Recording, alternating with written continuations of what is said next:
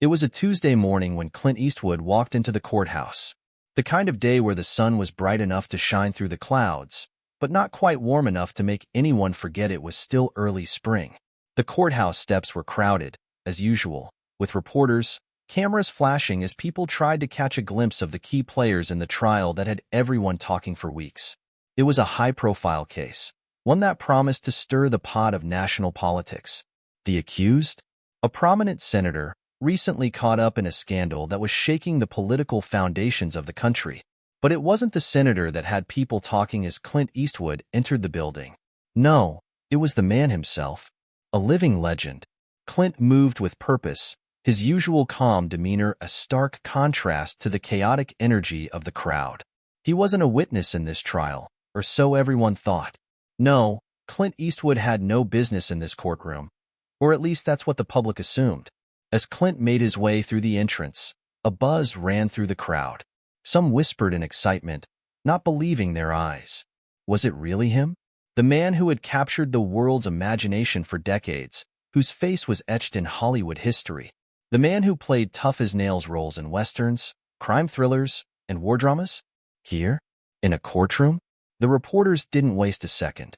Cameras clicked, pens scribbled furiously, and voices rose in disbelief. A few made their way toward Clint, asking for a quick word, but he didn't stop. He simply walked with an air of quiet authority. It wasn't until Clint entered the courtroom that things took a sudden, unexpected turn.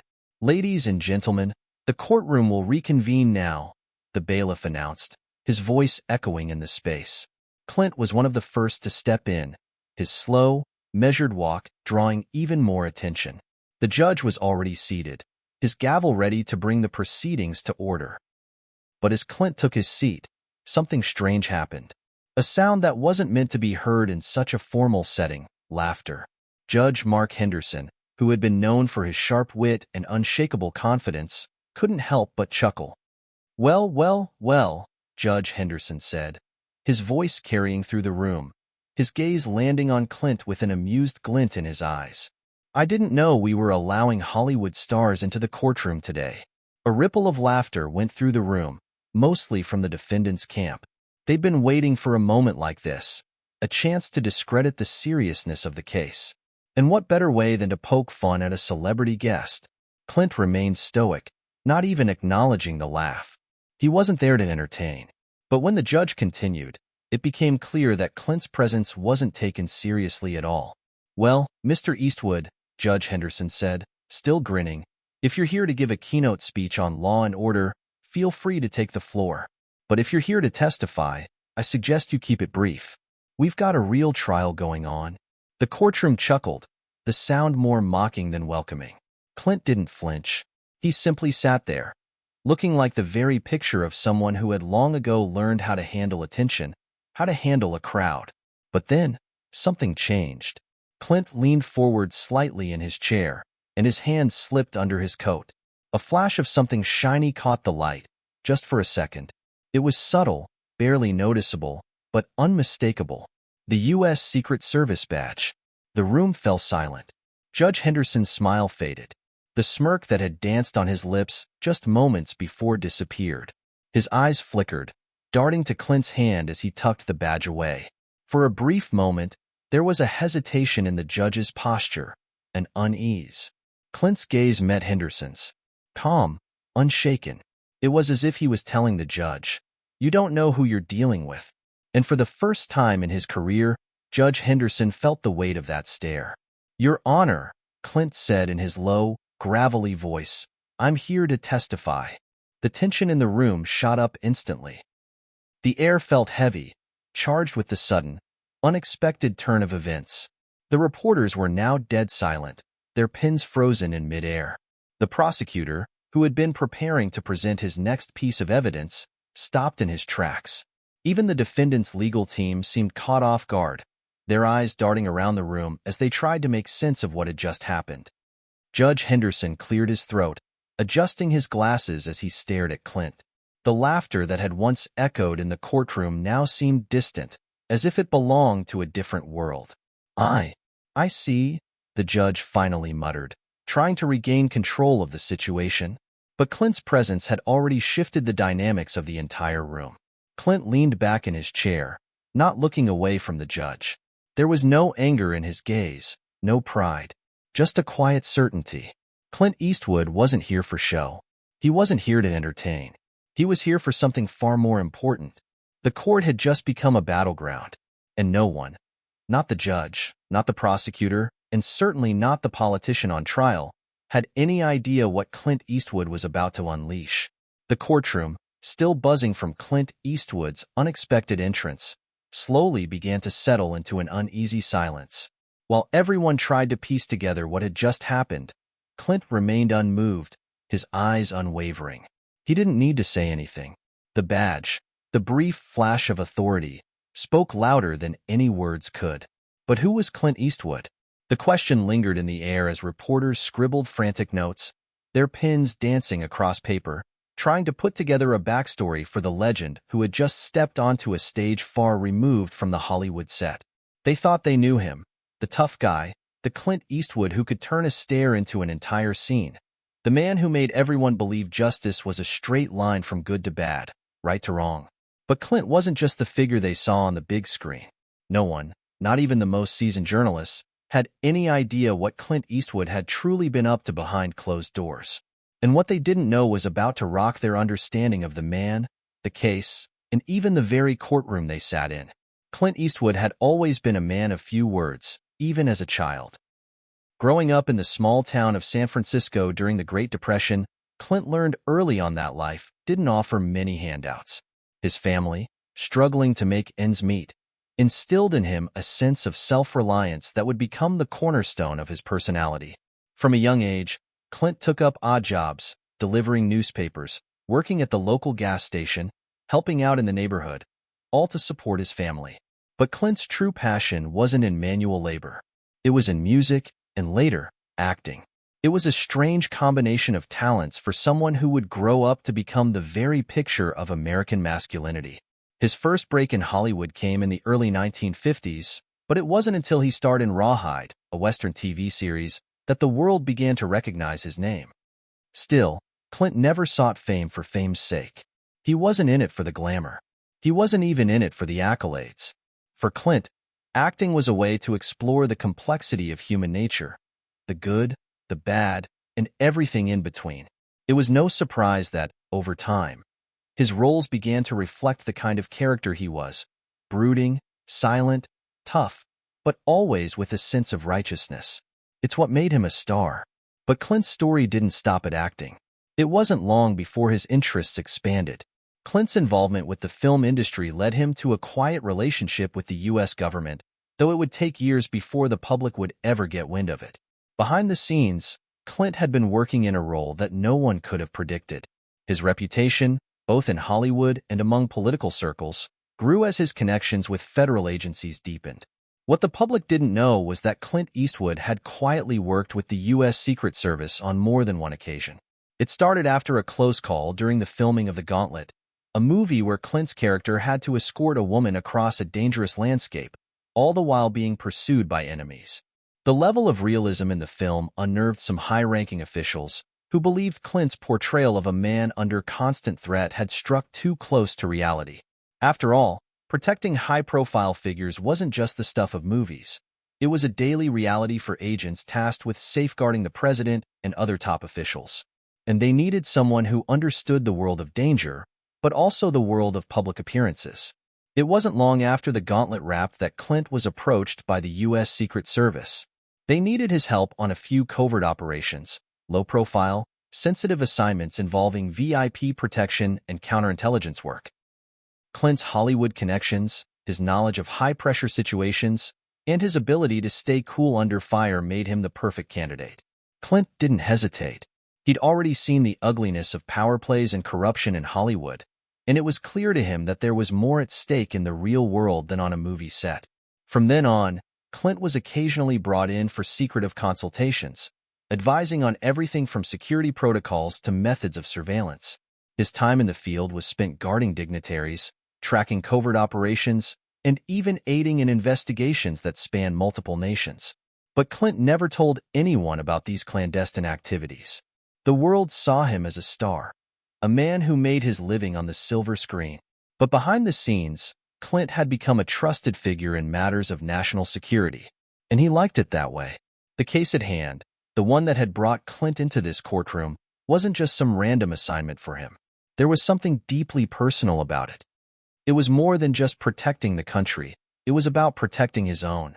Years earlier, Clint had crossed paths with Senator Jack Carter, the man now sitting in the defendant's chair, when Carter was still a rising star in Washington.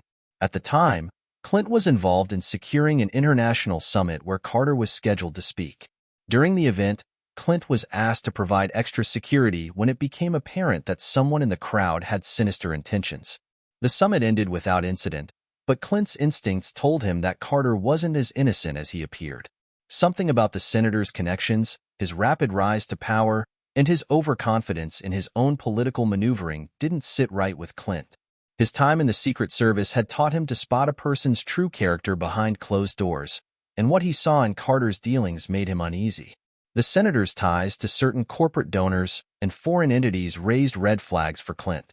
Over the years, as Clint continued to serve behind the scenes, he noticed a pattern. Carter's name began to surface in association with shady deals that bordered on illegal and unethical, though they were never fully brought to light. And now, Clint knew that the politician he once tried to protect was the very same person at the center of the trial. The accusations against Carter were dire: embezzlement, money laundering, and corruption on a scale that could affect the national security of the United States. And Clint wasn't going to sit back and let it go unchallenged. The moment Clint flashed the Secret Service badge in the courtroom, it was clear. He was no longer just the actor people admired. He was someone with a deeper purpose, a purpose tied to the very fabric of the nation's safety. As Clint sat in the witness box, preparing to testify, the memories of his past, his long days of covert operations, his silent battles with corruption, flooded his mind. This was no longer about Hollywood, no longer about the accolades and the fame. This was about justice. It was about exposing the truth, no matter how much it hurt. And Clint Eastwood was ready to do whatever it took. The courtroom had fallen into a tense stillness after Clint Eastwood's revelation. The Secret Service badge, gleaming momentarily under the harsh lights, seemed to hang in the air long after Clint had tucked it back under his coat. There was a palpable shift in the room's energy, like the calm before a storm. The reporters, who had been buzzing with excitement only minutes before, were now strangely silent, as though they could sense the gravity of the moment. Judge Henderson cleared his throat, still recovering from the shock. His hands gripped the sides of his gavel, his knuckles turning white. He looked to Clint, then to the prosecutor, then back to the defense table. He was trying to regain control, but it was clear that something had just shifted irrevocably. "Well, Mr. Eastwood," Judge Henderson said slowly, his voice tight with forced professionalism, "I assume you're here to testify, then?" Clint's gaze was unwavering, and with a simple nod, he confirmed, "Yes, Your Honor." The prosecutor, a sharp, methodical man named Thomas Graves, adjusted his glasses nervously. He'd been in courtrooms across the country, but nothing could have prepared him for this. The high-profile case he had spent weeks building was suddenly teetering on the edge of something far greater than anyone had imagined. Clint Eastwood, the living legend, was now not just a witness, but a player in a much larger game. The defense, on the other hand, was quick to react. Senator Carter's lawyer, a seasoned and slick attorney named Margaret Sterling, leaned forward, her fingers steepled. She had always prided herself on being able to spin even the toughest situations into her favor. But this was different. Eastwood wasn't just any witness. He was Clint Eastwood. "Your Honor," Sterling said, her voice calm but carrying an edge of skepticism. "We're prepared to call our next witness, but I must ask, what is the role of Mr. Eastwood in this case? He isn't listed as a formal witness, and we were not made aware of his connection to this trial. How does he factor into these proceedings?" "Mr. Eastwood's testimony is highly relevant," Judge Henderson replied, his voice low but firm. "I'll allow him to testify, Ms. Sterling, but I expect professionalism from all parties." Sterling didn't back down. She narrowed her eyes, sizing Clint up. There was something about him. His quiet confidence, the way the room seemed to hang on his every word, that unsettled her. She had crossed swords with many high-profile figures, but none with the kind of gravitas Clint carried with him.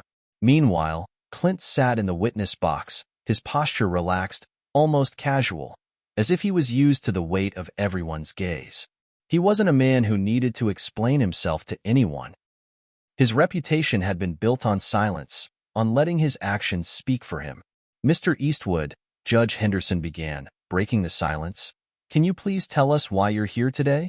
What is your connection to the accused, Senator Carter?" Clint took a deep breath before answering, his voice steady and controlled. "I've been following the senator's career for years.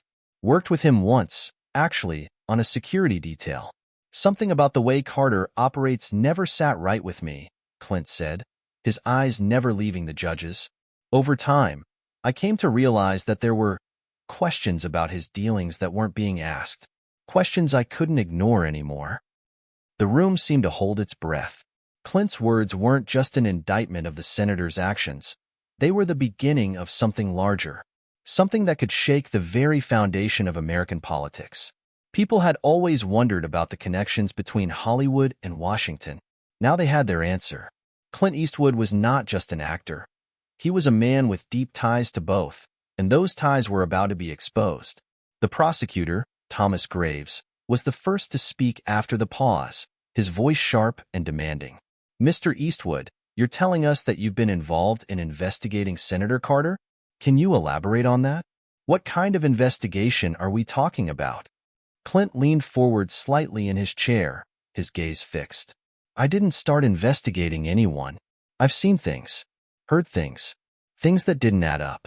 So, I started asking questions, doing my own digging. As a former consultant for the U.S. Secret Service, I've seen enough to know when something's off. And let me tell you, Senator Carter has a lot of connections that lead straight into some very questionable territory." The courtroom shifted again, the air thick with tension. For the first time, it wasn't just Clint's Hollywood persona at stake. It was his credibility. His involvement in covert operations, his role in protecting national figures, suddenly took on a weight none of them had expected.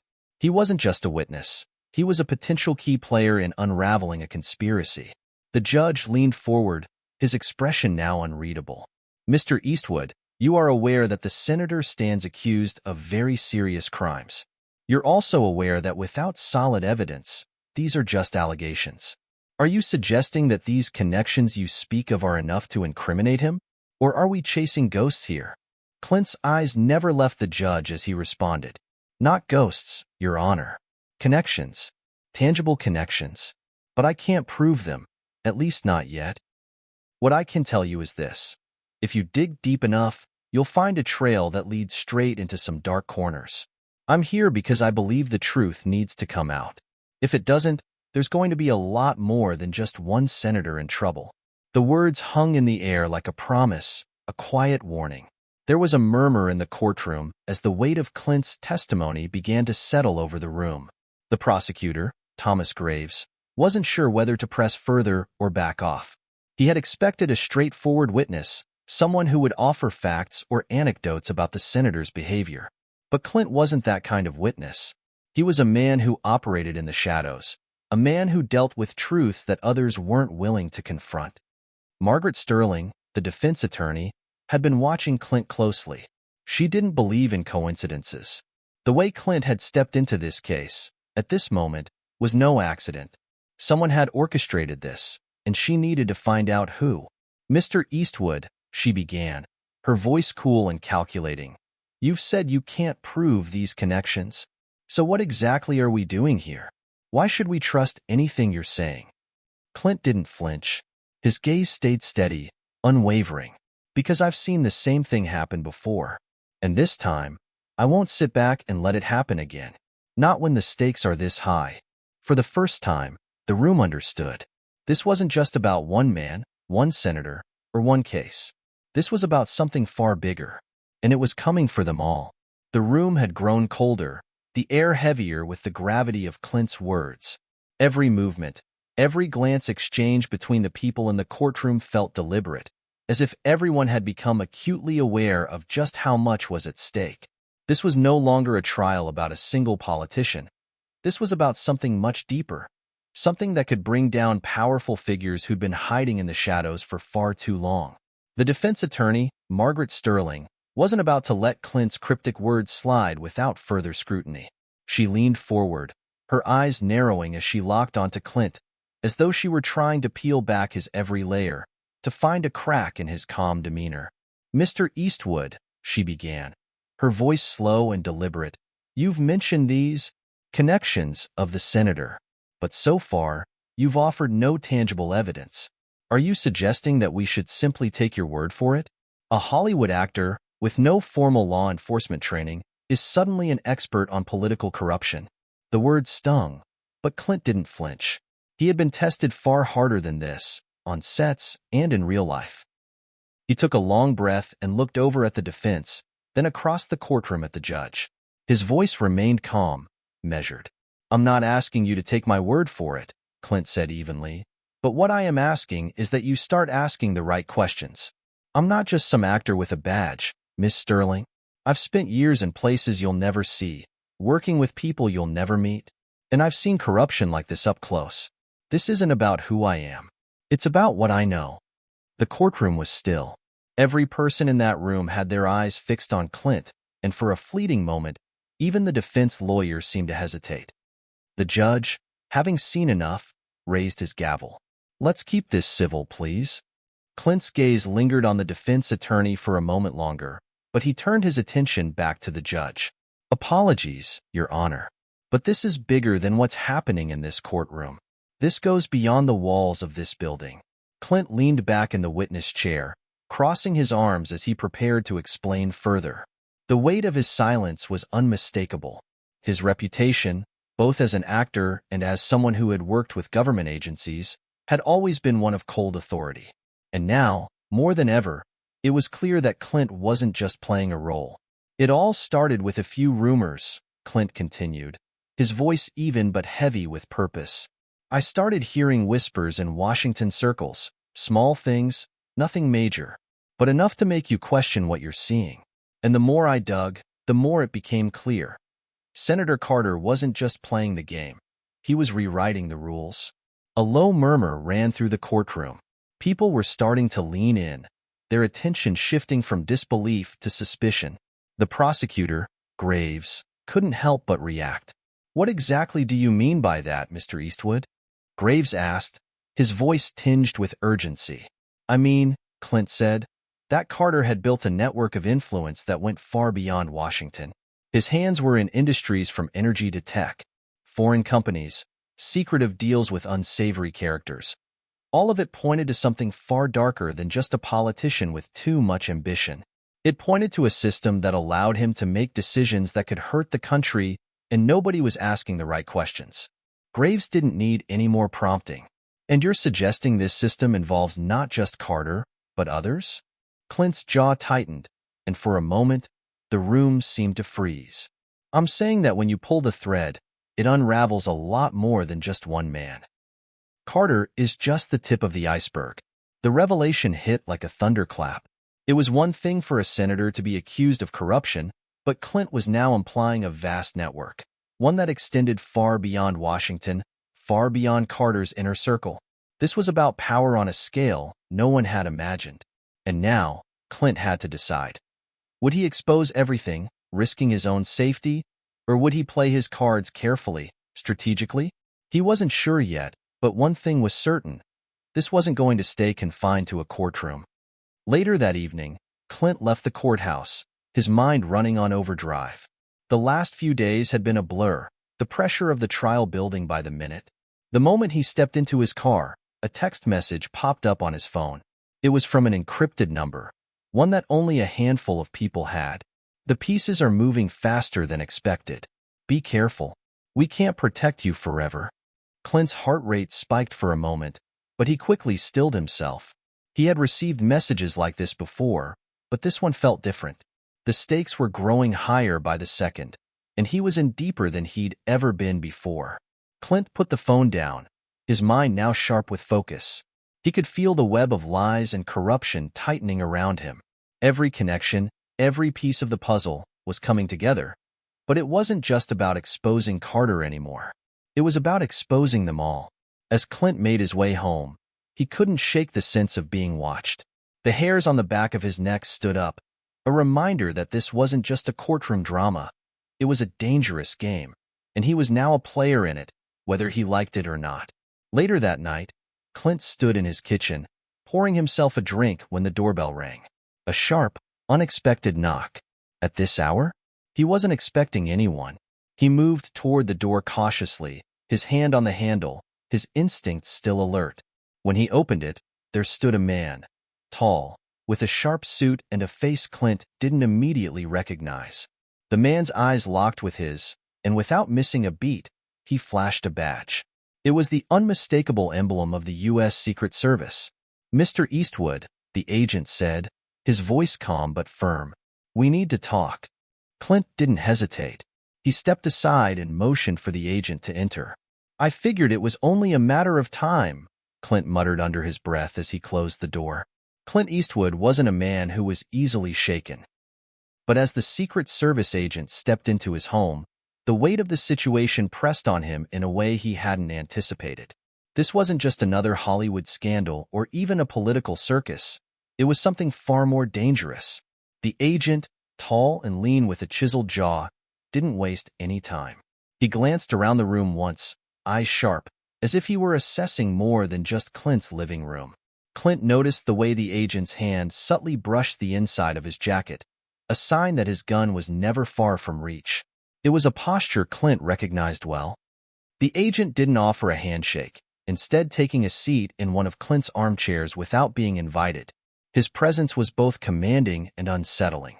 "You've been busy," the agent said, his voice clipped but not unfriendly. "Too busy for someone who doesn't usually involve himself in government matters." Clint poured himself another drink, the glass trembling slightly in his hand. He wasn't sure if it was from the weight of the conversation or the fact that he was about to face something far darker than he ever expected. "What do you want?" Clint asked, his voice low and steady. He wasn't a fan of small talk, especially not when the stakes were this high. The agent studied Clint for a moment before answering. "We need you to stop." Clint raised an eyebrow, genuinely curious. "Stop? You mean stop the trial, or stop digging into a system that's been corrupt for decades?" The agent's eyes darkened. "Stop looking into this. You've already stirred up enough trouble. You've been involved in national security matters before, Mr. Eastwood. You should know how this works. There are forces at play here that are bigger than you, bigger than me. And now you've poked the bear. The question is, are you prepared to handle the consequences?" Clint took a long sip from his drink. He wasn't intimidated. The threat was clear, but it wasn't new to him. He had been down this road before. The difference now was that the road led straight into the heart of Washington, and that was a place Clint wasn't willing to turn away from. "Am I prepared? That's a funny question coming from you," Clint said, placing the glass down with a soft thud. "I've spent my life preparing for moments like this. If you've come here to warn me, don't waste your time. If you're here to intimidate me, that's not going to work either. Now, what do you really want?" The agent leaned forward, his eyes narrowing. "I don't want to see you end up like the others." Clint's curiosity was piqued. "The others?" The agent paused, weighing his words carefully. "There's been a pattern. People who get too close to the truth disappear. You think this is about a senator's corruption? It's much bigger than that. Much bigger. Senator Carter is a small player in a much larger game, one that involves people in high places. People who don't like being exposed. And people who will go to any lengths to protect themselves."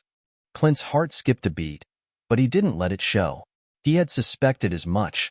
The feeling that this case, this conspiracy, had the potential to reach into the highest levels of power. But hearing it from someone in the Secret Service added a chilling sense of reality to the notion. "So what now?" Clint asked, leaning back in his chair, his voice steady despite the storm swirling in his mind. "You want me to back off?" The agent's eyes hardened. "I'm not here to give orders. I'm here to make sure you understand the danger you're in. You think those whispers you've been hearing are just coincidence? You're digging into a political machine that's been in place for decades. If you keep this up, you'll be lucky to make it out alive." Clint didn't blink. I don't scare easily. I know, the agent replied. That's why I'm here. To give you one last chance to walk away from this before you're in too deep. Trust me, Mr. Eastwood. You don't want to be the man who brings down an entire system of power. Because once you do, there's no coming back.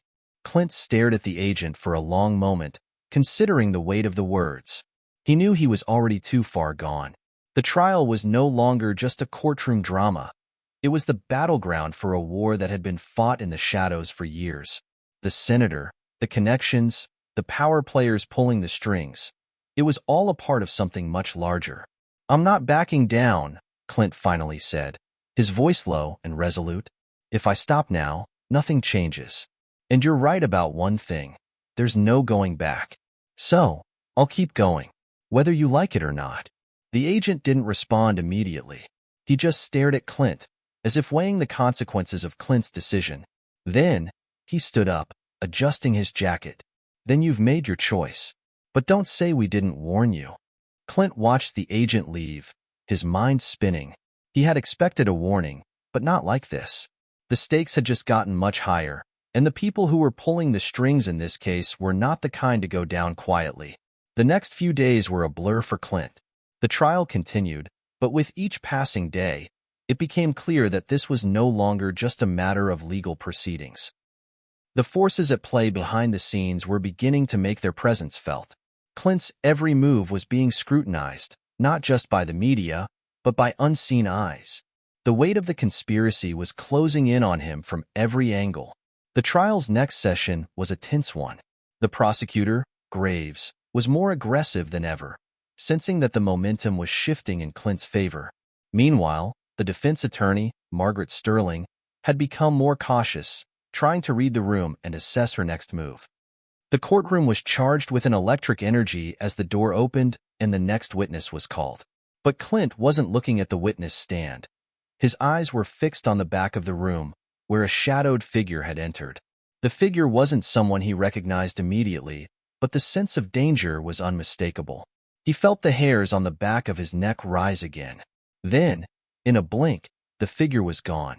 Clint sat in the courtroom, his mind racing faster than the trial proceedings. He couldn't shake the feeling that someone was watching him, watching his every move. The Secret Service agent's warning echoed in his head.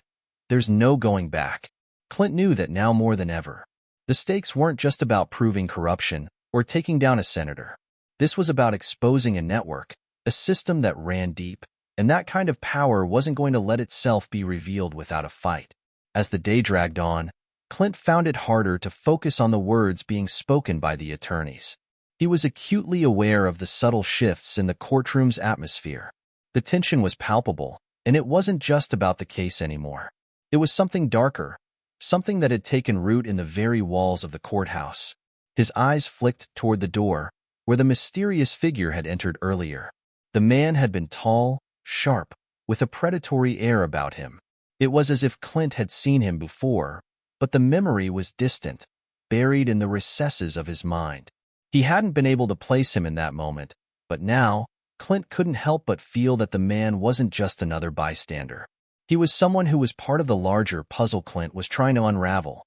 The courtroom was silent for a brief moment as the defense attorney, Margaret Sterling, prepared to call her next witness. She glanced up, meeting Clint's eyes across the room, her gaze piercing through him as though trying to read his very soul. It was a subtle move, but Clint recognized it for what it was. She was trying to figure out just how much he knew, how far he was willing to go.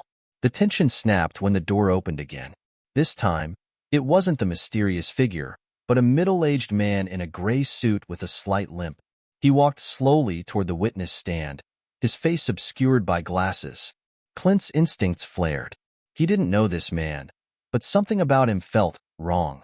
Margaret Sterling, always calm, introduced him as Dr. Samuel Bennett, an expert on political influence and lobbying. Dr. Bennett, she began smoothly, I believe you have some important insights into Senator Carter's financial dealings, especially in relation to his ties to several international corporations. Clint leaned forward slightly, his eyes narrowing.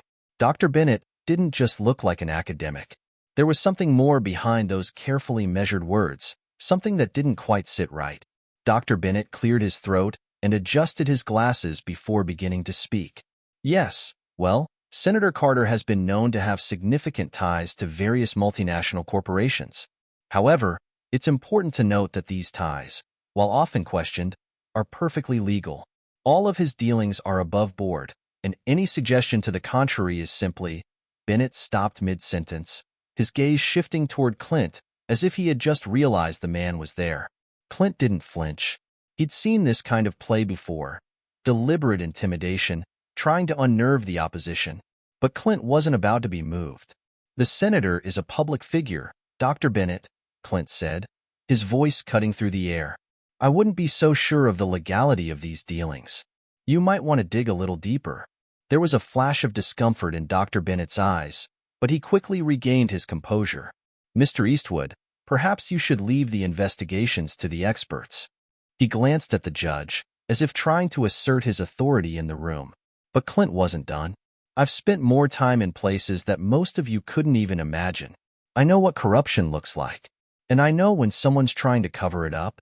The words hung in the air like a challenge. The prosecutor, Graves, shifted in his seat, clearly uncomfortable with the rising tension. It wasn't just Clint's testimony anymore. This was beginning to feel like a power struggle, an undercurrent of something dangerous that no one was willing to acknowledge outright. Dr. Bennett faltered for a moment, but quickly composed himself. I assure you, Mr. Eastwood, this trial is being handled by professionals. There is no conspiracy here, only a politician who has made decisions that you may disagree with. Clint's eyes never left Dr. Bennett's face. There was something about the man's words that didn't sit right, something that felt rehearsed. But before Clint could push further, the judge intervened. Mr. Eastwood, I must remind you that you are here to testify, not to cross-examine witnesses. Clint didn't back down. With all due respect, Your Honor, someone needs to point out the cracks in the system. I can't sit here and pretend that everything is fine when it's not. The judge's gavel slammed down with a sharp thud. That's enough, Mr. Eastwood. I've had enough of this. Sit down. But Clint didn't take his eyes off Dr. Bennett. He knew there was more to this man than he was letting on. The agent's warning echoed in his head again, but this time it only fueled his resolve. The more they tried to intimidate him, the more Clint dug in. He wasn't going to back down. Not now. After the day's session ended, Clint stepped out of the courthouse, his mind still buzzing with the tense exchange. It was late afternoon now, the sun beginning to dip below the horizon, casting long shadows across the streets. He wasn't sure if it was paranoia, but he could feel it, the sensation that someone was following him. The hair on the back of his neck stood up, and he quickened his pace, glancing over his shoulder. At first, he thought it might have been a random passerby, but when he reached the corner of the block, he saw the same tall figure from earlier, lingering near the entrance of a nearby alley. Clint's heart skipped a beat. The man was still watching him. This time, Clint wasn't going to let him disappear again. Clint kept walking, but he made a sharp turn into the alley, his footsteps purposeful. The man didn't move, but Clint could feel the presence, the silent tension building. When Clint finally spoke, his voice was low but direct. I've had enough of this cat-and-mouse game. Come out and talk. There was a long pause before the figure stepped into the light. Clint's breath caught in his throat. It wasn't just any man. This was someone he recognized, the same man who had flashed the USSS badge during his earlier meeting. What do you want from me? Clint demanded, his fists clenching at his sides. The man didn't answer right away. Instead, he studied Clint with cold, calculating eyes. Finally, he spoke in a low, gravelly voice. You've dug too deep. This is your last warning. The next time you get in our way, there won't be a trial to save you. Clint didn't back down. I'm not afraid of you. The man's expression remained unchanged. You should be. With that, he turned and disappeared into the shadows, leaving Clint standing alone in the alley, his pulse racing. The next morning, Clint woke up with a sense of unease that clung to him like a heavy fog.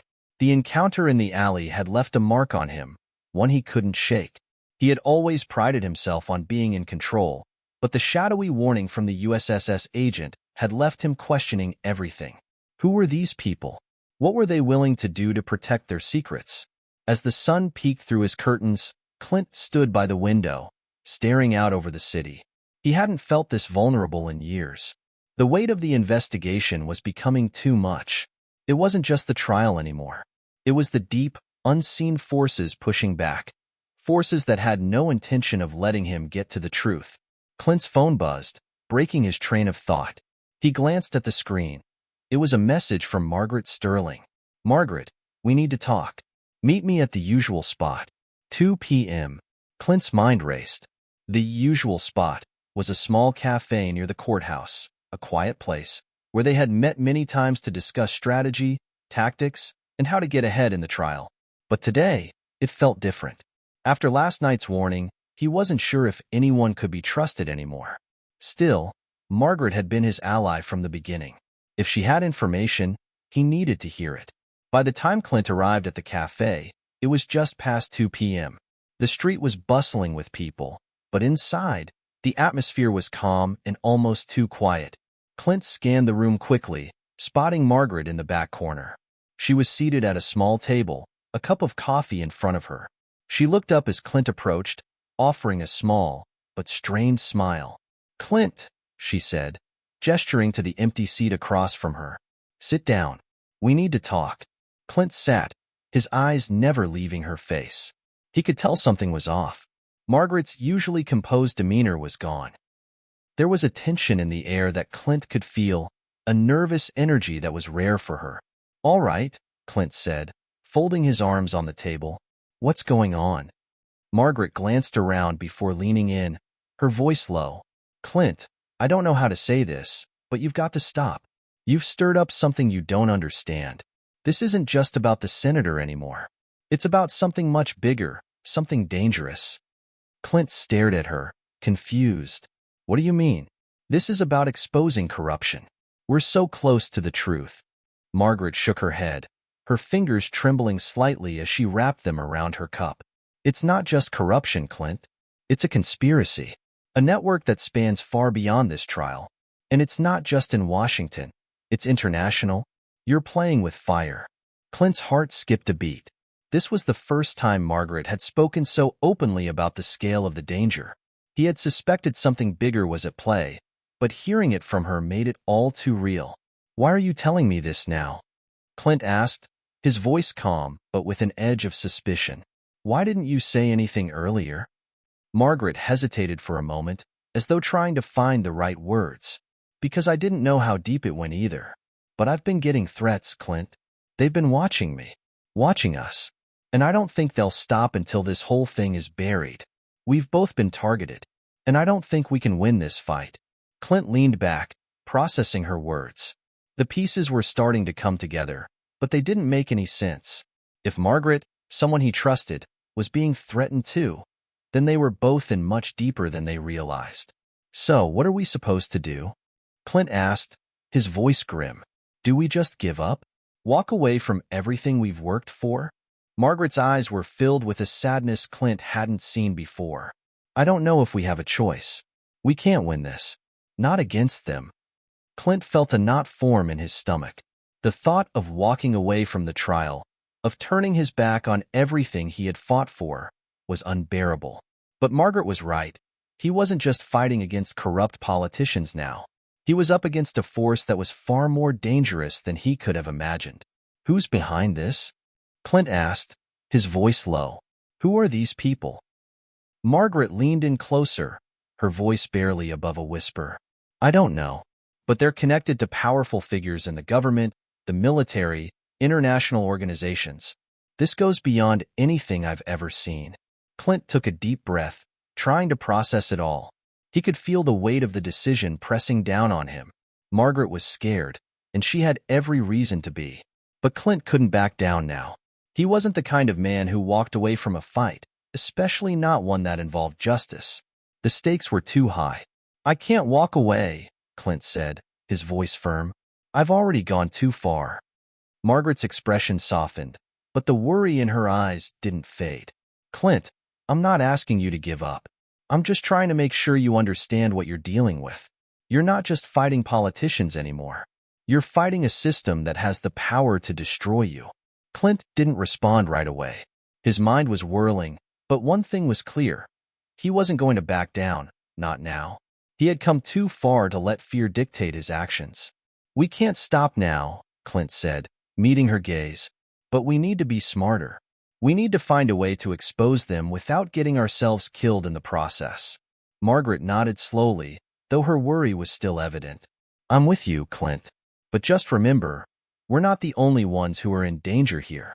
If we're not careful, we could drag everyone around us into this mess." Clint looked out the cafe window, the weight of her words sinking in. He knew the risks, but he wasn't ready to stop. "Not yet. We'll figure it out," Clint said, his voice calm but determined. "But we have to move fast. They won't wait much longer before they come after us directly." As Clint left the cafe, the conversation with Margaret gnawed at him. He was in deeper than he had ever been, and the clock was ticking. He could feel the danger closing in, but he refused to let it control him. The only option now was to push forward. His phone buzzed again as he reached his car. It was a text message from an unknown number. "Unknown, you've been warned, Clint. Turn back now, or it'll be your last mistake. You're playing a game you don't understand." Clint's fingers tightened around the phone as he read the message. The warning was clear. He wasn't just fighting a political machine. He was fighting something far bigger. And whoever was behind this was watching his every move. He slid the phone into his pocket and got into his car. There was no turning back now. The fight had only just begun. The next few days passed in a blur. Clint tried to stay focused on the trial, but his mind kept drifting back to Margaret's warning. The conspiracy she'd spoken of, something far larger than the senator and his associates, was weighing heavily on him.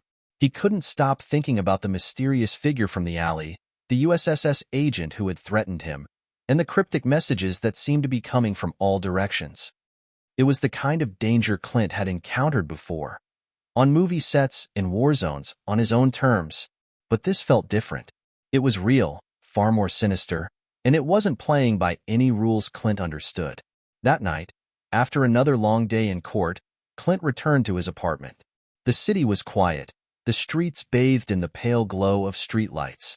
He had a stack of papers in his briefcase, notes from the trial, legal documents, and the names of people he needed to investigate further. But as he set his briefcase down on the kitchen table, something caught his eye. A faint glimmer of light coming from the hallway. Clint froze.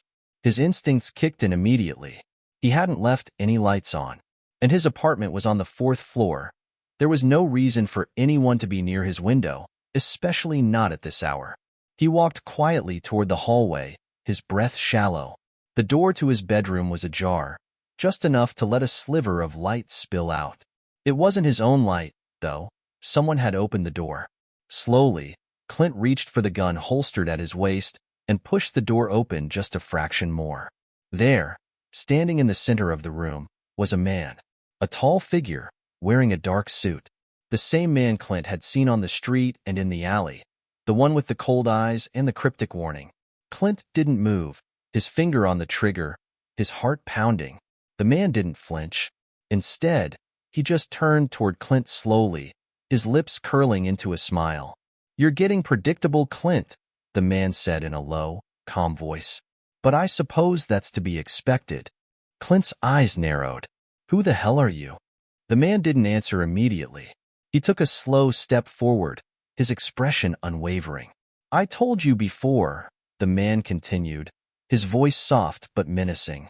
"You've been warned. Now it's time for you to understand just who you're dealing with." Clint didn't lower his gun, but the man seemed unbothered by the weapon. Instead, he pulled something from his jacket pocket, a badge. A USSS badge. Clint's stomach twisted. He'd seen that badge before, and he'd known it wasn't just a symbol of authority. It was a symbol of something far more dangerous. The U.S. Secret Service wasn't just about protecting politicians. They had a dark, secretive side.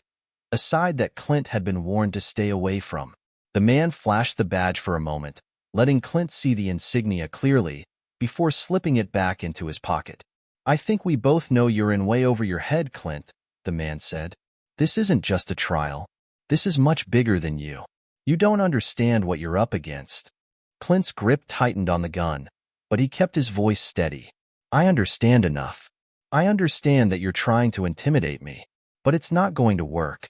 The man smiled again, a cold, almost pitying expression. You think you have control, but you don't. The game has already been set, Clint. All you're doing is playing into our hands. You think you can expose the senator, but that's not the real story. It's just a distraction. Clint's mind raced. A distraction for what? The man's eyes darkened. You've already seen it. The connections, the people in power, the influence that stretches beyond your understanding. But you don't know the full picture yet. If you continue on this path, you'll be walking right into a trap. And it won't be just your life at risk. Clint wasn't intimidated, but the man's words lingered in his mind. What was the real story? What had they been hiding all this time? The man took another slow step forward. You're stubborn, Clint. I'll give you that. But no one can stop what's coming. Not even you. Clint remained motionless, his mind working furiously. He had one chance to end this right here, to take control of the situation. He wasn't going to let this man manipulate him. I'm not backing down, Clint said firmly. You can keep threatening me, but I'll still expose the truth, no matter what it costs. The man's expression turned colder. Very well, but don't say we didn't warn you. He turned and walked toward the door without another word. As the man left, Clint's heart continued to race. The room felt emptier now, but the danger hadn't dissipated. It had only intensified. Clint had just gotten a taste of what he was really up against.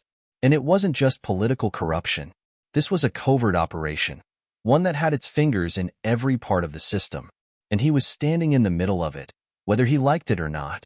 The next day, Clint couldn't shake the feeling of unease. He had to meet with Margaret. There was too much at stake now, and he needed to know what she knew.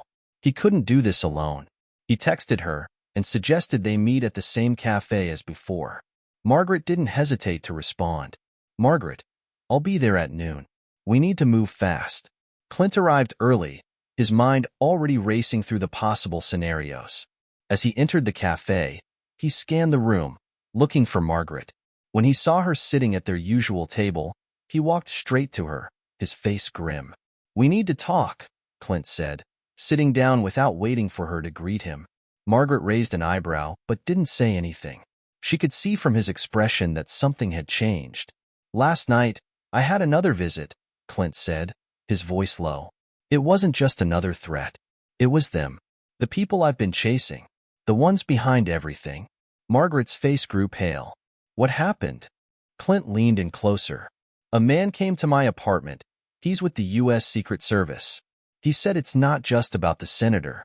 It's a much bigger operation, and if I keep digging, it'll be more than just my life at risk. Margaret's fingers tightened around her coffee cup, her eyes darting nervously around the cafe. I was afraid of this. They're not just going after you, Clint. They're watching everyone. Everyone who's even remotely connected to this trial. They have eyes everywhere. Clint's jaw clenched. And we're being targeted. Margaret nodded, her expression grim. Exactly. You can't just go in guns blazing anymore. If we're going to expose them, we need to be strategic. We need allies.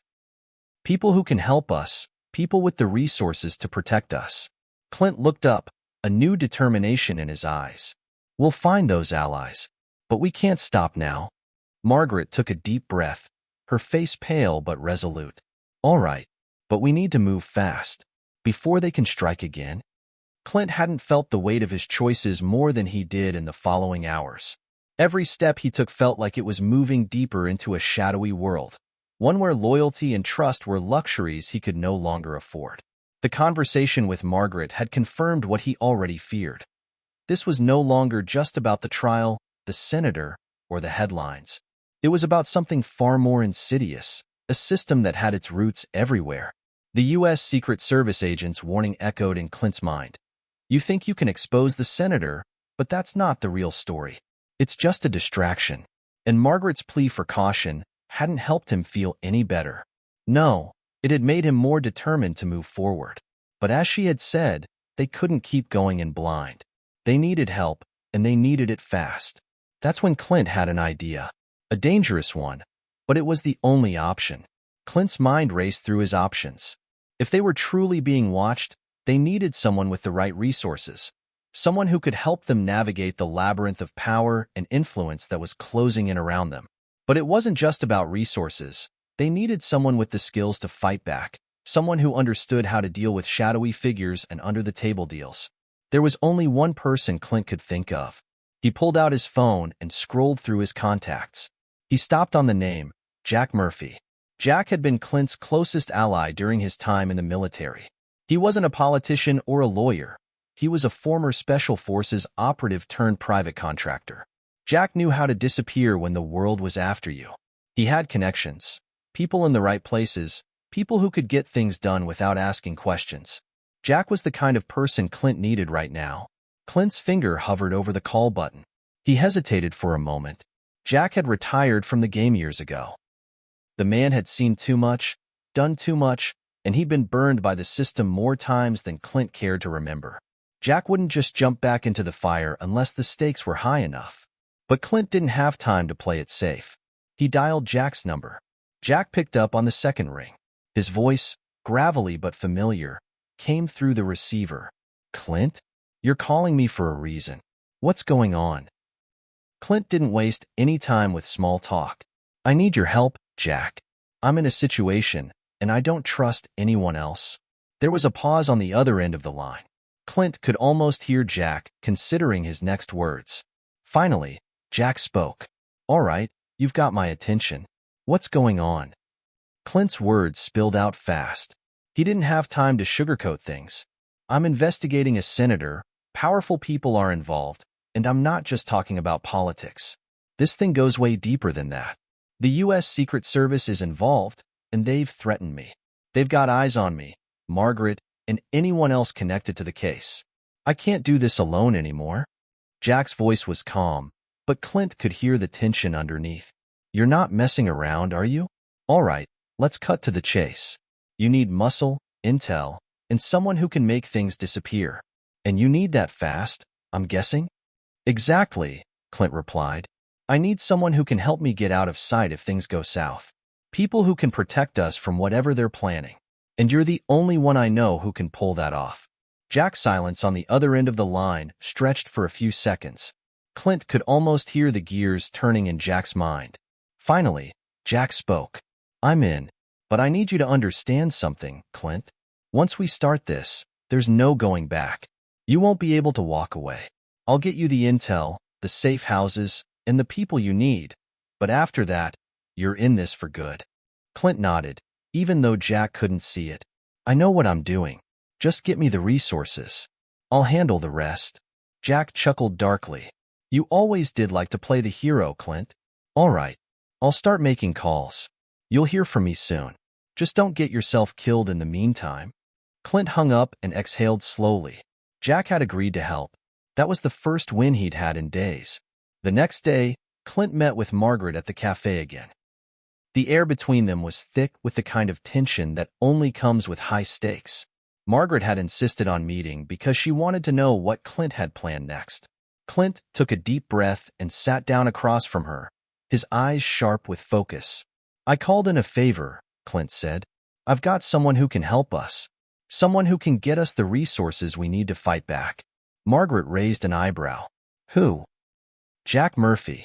You remember him? Former Special Forces? The guy I worked with overseas." Margaret's face tightened at the mention of Jack's name. "I remember. But Clint, are you sure about this? Jack isn't exactly someone who plays by the rules." Clint met her gaze with steely determination. "I need someone who understands the rules don't apply here anymore. We're dealing with a system that's bigger than both of us. If we're going to get out alive, we need to play their game, but on our terms." Margaret was silent for a moment, her fingers tapping nervously on the table. Finally, she nodded. "All right. If Jack can help us, then we move forward. But we have to be careful. We can't trust anyone, not even him, until we know we can." Clint nodded, understanding the weight of her words. "Agreed. But Jack's the best chance we've got. He'll get us what we need, and we'll use it to turn the tables." Clint knew that they had to act fast. The walls were closing in, and there was no telling how much longer they had before the powers working against them would make their next move. It wasn't just about protecting themselves anymore. It was about exposing the corruption, the conspiracy, and the people behind it all. As Clint walked out of the cafe, his phone buzzed in his pocket. It was a text from Jack. "Jack, I've got eyes on the situation. Meet me at 8 p.m. tonight. We'll talk logistics. Don't be late." Clint's pulse quickened. Tonight, everything was coming to a head. But this time, he wouldn't be fighting alone. The city was buzzing with anticipation, the low hum of evening activity masking the tension that seemed to fill the air. Clint's mind raced as he prepared for the meeting with Jack. He had been in dangerous situations before, but nothing like this. The stakes had grown higher, and the enemies more elusive. They were no longer just fighting for justice in a courtroom. They were fighting for survival in a game where the rules were made by shadows. As Clint walked down the street towards the agreed-upon meeting place, a dimly lit alleyway behind a quiet bar, he couldn't shake the feeling that someone was watching him. He'd felt it all day, eyes on his every move, tracking his every step. It was a dangerous paranoia, one that only grew stronger as he neared the alley. But Clint was no rookie. He knew when to trust his gut, and right now, every instinct told him that this wasn't just a coincidence. He reached the alley and stopped at the entrance. The streetlights above flickered, casting long shadows.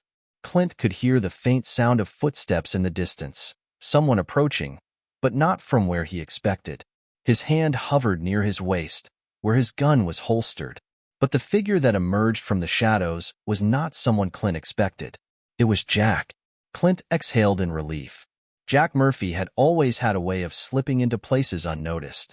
Even after all these years, he moved like a ghost, silent, efficient, and always a step ahead of anyone who might try to track him. Jack stopped a few feet away from Clint, his eyes scanning the area quickly before meeting Clint's gaze. "You're late," Jack said, his voice low and controlled. Clint's lips twitched. "I'm right on time. You're just early." Jack gave a small smirk, the same expression Clint remembered from their days together in the military.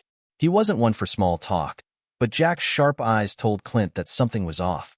"You've been followed," Jack said, almost as a statement, not a question. "I'm guessing you felt it." Clint nodded. "I've had that feeling all day. I've been careful, but something's not right. Whoever's watching us is getting closer." Jack didn't seem surprised. He stepped closer to Clint and lowered his voice. "They know you're digging. The higher-ups in the government? They're tracking every move you make now. You're on their radar, Clint, and that's a dangerous place to be." Clint gritted his teeth. "I've never backed down from a fight, Jack. I'm not going to start now." Jack's gaze softened slightly, but only for a moment. "I know, but this isn't just about the trial anymore. The people you're up against, they're playing a much bigger game. And you're not just a pawn, you're the king." Clint didn't know if he liked where Jack was going with this. He took a deep breath and pushed forward. "All right, so what's the plan? We're not going to sit here talking in the dark all night." Jack reached into his jacket pocket and pulled out a small, black device, a burner phone. He handed it to Clint. "This will get you to the people who can help. We've got intel on the senator, the USSS agent you ran into, and a few others you'll want to meet. But this phone's a one-way line. No tracking, no tracing. They'll know you're coming, but it's your best shot." Clint took the phone, his fingers brushing against Jack's. He knew the stakes were high, but this was starting to feel like a no-win situation. "What's the catch?" Clint asked, eyeing Jack carefully. Jack paused before answering. "If you take this step, there's no turning back. The people who are in charge of this operation, they don't just want to silence you. They want you erased. And not just you, everyone around you. Your allies. Your friends. Margaret." Clint's stomach twisted at the mention of Margaret's name. "What do you mean, erased?" Clint asked, his voice lowering. "They're not afraid to kill anyone who threatens their agenda," Jack said flatly. "And trust me, you're threatening a lot more than they've bargained for. They're playing for keeps. If you go after the senator, you'll be walking straight into a war you can't win without help." Clint nodded, taking in Jack's words. He'd known the risks, but hearing them out loud made them all the more real. Clint didn't waste any time. He tucked the burner phone into his jacket and gave Jack a final nod before turning to leave. He had a meeting to attend. The phone vibrated in his pocket, and Clint pulled it out. The number on the screen was unfamiliar, but the message was clear. Incoming call. They're waiting for you. Clint didn't hesitate. He pressed the answer button, holding the phone to his ear as he walked down the alley. "This is Clint," he said, keeping his voice steady. A voice crackled through the line, distorted but with an unmistakable edge of authority. "Clint Eastwood. You've got guts. I'll give you that. But you've made a mistake. The senator is only the tip of the iceberg. If you think you can expose him and walk away, you're wrong." Clint's heart rate increased, but he kept his cool. "I'm not here to walk away. I'm here to bring the truth to light. You've got a lot to hide, and I'm going to make sure it's exposed." The voice on the other end chuckled darkly. "You're not in control, Clint. You're just a player in a much bigger game. You'll never make it to the finish line." Clint gritted his teeth. "I've always been a player in a bigger game, and I've always come out on top. But this time, you're not getting away." There was a long pause on the other end, and Clint could almost hear the person thinking. Then, the voice spoke again, quieter this time. "We'll see about that." Before Clint could respond, the line went dead. Clint hung up, his mind racing. He could feel the walls closing in faster now, the sense of urgency more real than ever. The people behind the conspiracy were starting to make their move, and they weren't wasting time. He turned to walk away but froze in his tracks.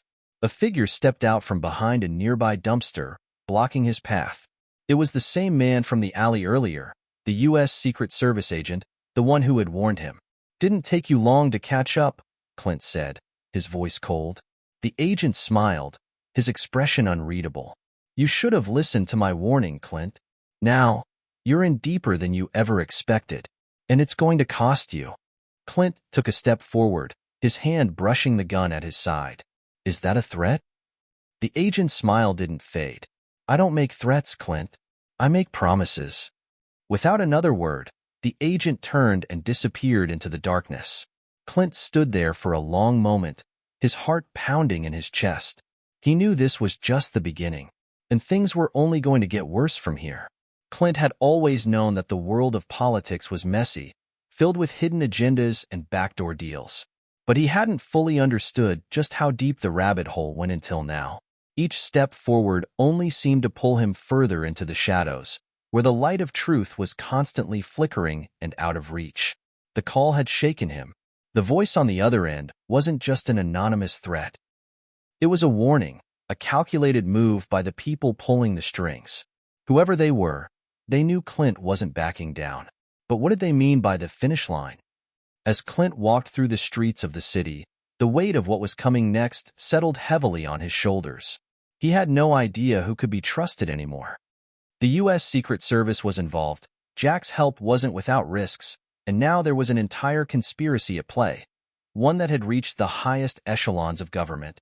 He could feel the target on his back, more clearly than ever. Clint had told Margaret about the phone call, but he hadn't told her about the agent he'd seen in the alley. She needed to focus on her own part of the investigation, not on the dangers surrounding him. But seeing her worried face across the table in their usual meeting spot made Clint second-guess his decision to keep her in the dark. "Clint, you can't keep running around like this," Margaret said, her voice laced with frustration. "You're already in over your head. The last thing we need is for you to become a target." Clint leaned back in his chair, trying to calm her. "I know what I'm doing. But if we don't act fast, it's over. We've already seen what happens when people try to expose the truth. They disappear. We can't let that happen." Margaret's eyes softened for a moment, but only briefly. She folded her arms across her chest. "And you think Jack Murphy is going to help us? The guy's a loose cannon. The last time I saw him, he was practically a ghost. He doesn't have your back, Clint. He's looking out for number one, always." Clint shook his head. "Jack's different. He's been in the game long enough to know what's at stake. If he says he can help, he will." Margaret wasn't convinced. "Just remember, you can't trust anyone completely, not even Jack. If this all goes south, you'll be on your own." Clint's phone buzzed again, interrupting their conversation. It was Jack. Clint quickly excused himself and stepped outside to take the call. "Clint, it's time." Jack's voice came through the line, steady but with an edge of urgency. "I've got the information you need, but it's not going to be easy. Meet me at the warehouse, bring Margaret. It's too dangerous for you to go alone now." Clint glanced over at Margaret, who was watching him through the cafe window. He could see the skepticism in her eyes, but he knew they were past the point of second-guessing their choices. This wasn't about trust anymore. It was about survival. "I'll bring her," Clint said, his voice firm. "But Jack, this isn't just about the senator anymore. This goes way deeper. We need more than just information. We need a plan." There was a brief pause before Jack spoke again, his voice lowering. "The plan's already in motion, Clint. But you're right. There's more to this than anyone thought. If you want to make it out of this alive, you'll need to understand the full scope of what's going on. And you're about to get a crash course." The line went dead. Clint and Margaret arrived at the rundown warehouse on the edge of town as dusk began to settle in. The building was isolated, tucked away between industrial structures and empty streets. Clint didn't like the location. It felt too exposed, too much like a trap. But Jack had insisted, and Clint didn't have the luxury of questioning every move. Inside, the warehouse was dimly lit, its concrete floors cracked and dirty. Boxes and crates were stacked haphazardly around the room, and the smell of mildew hung in the air. In the far corner, Jack stood with his back to them, talking in low tones to someone Clint couldn't see. Margaret shifted uneasily beside him. "This place doesn't feel right. Where's the intel?" "Just stay close," Clint murmured. "We're about to find out." Jack turned as they approached, his expression grim. "Glad you could make it. We don't have a lot of time." He gestured toward the back of the room, where a table had been set up with several laptops and stacks of paper. A few men Clint didn't recognize were sitting nearby, their attention on the screens in front of them. One of them, a grizzled man in a worn leather jacket, looked up as Clint and Margaret entered. "This is John," Jack said. "He's the one who's been tracking the senator and the connections to the Secret Service. He's got everything we need to make our next move." John stood and walked over to Clint, handing him a folder. "What you're about to see will change everything," he said quietly. "We've connected the dots. The senator? He's just the beginning. The people behind this? They control everything. Media, law enforcement, hell, even the damn military. They've been manipulating the system for years, and now they've gone too far." Clint opened the folder, his eyes scanning the documents inside. Names, locations, financial records, connections between high-ranking officials and shady figures in the underworld. The more he read, the more the magnitude of what they were facing hit him. This wasn't just about corruption anymore. This was a carefully constructed web of power, deceit, and violence. "This is insane," Margaret whispered, glancing at Clint. "We're up against an entire system." Clint slammed the folder shut, his jaw tightening. "No, we're up against a few people who think they can get away with anything. And it's time we remind them they can't." Jack nodded, his expression serious. "You're right, but we need to be careful. There's a lot more at stake now, Clint. They'll stop at nothing to protect what they've built. And if we go public with this, it'll be a war, and not the kind you walk away from." Clint met Jack's eyes, his determination unwavering. "I'm not backing down. Whatever it takes, we're exposing them. The world needs to know what's really going on." Jack handed Clint a hard drive. "This contains everything we've gathered. It's a starting point, but we're not done yet. We still need the final piece, the smoking gun, and I know exactly where it is." Clint raised an eyebrow. "Where?" Jack smiled darkly. "It's inside the senator's private estate, but getting it won't be easy. There's a reason we haven't made our move yet." Clint clenched his fists. "We're running out of time. If we don't move now, we're dead." The night was silent, but the weight of what lay ahead was anything but. Clint sat in the corner of the warehouse, his mind racing as the plans for the next move swirled around him. The hard drive Jack had handed him was now resting in his hands, filled with the kind of explosive information that could shake the foundation of the entire political system. But it wasn't enough. Not yet. Clint's eyes scanned the contents, the names and dates blurring together. What stood out was the pattern. A series of financial transfers and coded messages, all pointing to one singular location, the senator's private estate. But getting there wouldn't be simple. The estate was heavily guarded, surrounded by high walls and more security than any criminal organization Clint had ever dealt with. The mansion was a fortress, both physically and politically. It was the kind of place that you couldn't just waltz into without drawing attention, and that was exactly what the enemy would be expecting. "Clint," Jack said, breaking Clint's focus. "We don't have much time. The longer we wait, the more we're risking. They'll know we're coming." Clint looked up, his gaze locking with Jack's. "I know, but we need to be sure. If we go in unprepared, it'll be the end of us." Jack's eyes hardened. "There's no turning back now. The senator is the key. If we don't expose him, everything else falls apart. All these lives lost, all this chaos, it was all for nothing." Clint nodded slowly. Jack was right. If they didn't act now, there was no telling when or if they'd ever get another chance. The senator had the power to bury everything. If they couldn't take him down, this would all be for nothing. Over the next few hours, the team, Clint, Jack, Margaret, and the few trusted allies they'd managed to rally, worked tirelessly, piecing together every shred of intelligence they had. The drive was full of leads, but none of them were the smoking gun they were looking for. They needed to find the one piece of evidence that would tie the senator to the conspiracy and expose the entire operation. They'd learned that the senator's estate wasn't just a home. It was a command center. Hidden rooms, encrypted communication lines, files detailing everything from covert operations to high-level financial transactions.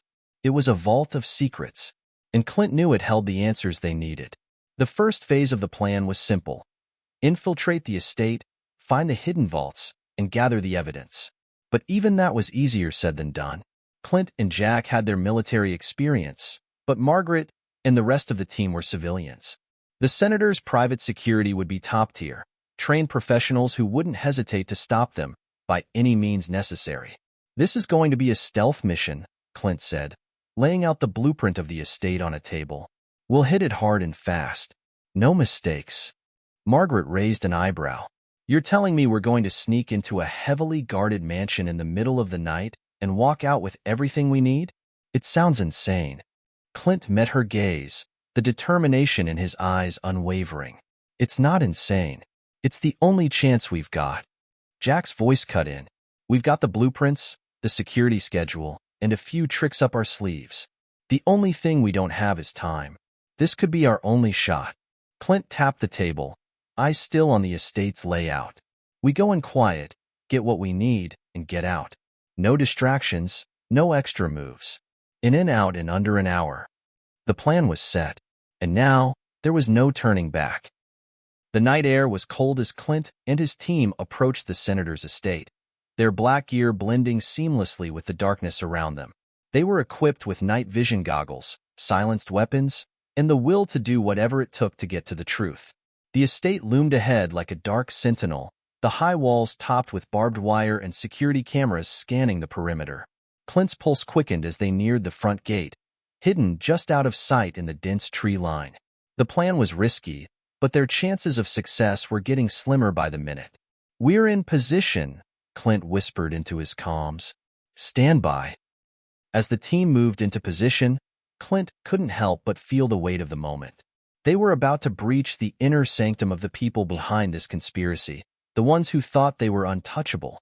The senator was just the first domino in a far bigger game.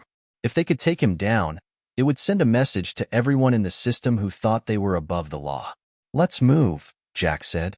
They darted forward, slipping through the trees and under the cover of darkness. Clint's heart pounded in his chest, but his mind remained focused. Every move was calculated, every step premeditated. The guards on the estate were good, too good for any kind of mistake. But Clint wasn't here for mistakes. They were here to win. The first obstacle was the security gate. Clint tapped into the control panel, bypassing the cameras and the alarm system with practiced ease.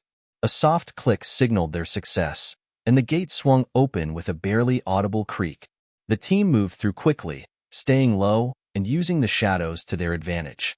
They approached the mansion from the back, where a series of well-hidden service entrances provided a perfect point of entry. Clint led the charge, entering the building with the stealth of a ghost. The interior was as opulent as Clint had imagined, with marble floors, gilded frames, and portraits of the senator and his political allies lining the walls. "We need to find the vaults," Clint whispered. "Stick to the plan." They moved swiftly through the halls, avoiding the security patrols and surveillance systems. Every step felt like an eternity, but Clint knew they had no room for error. They couldn't afford to be caught, not now, not when they were so close. Finally, they found it.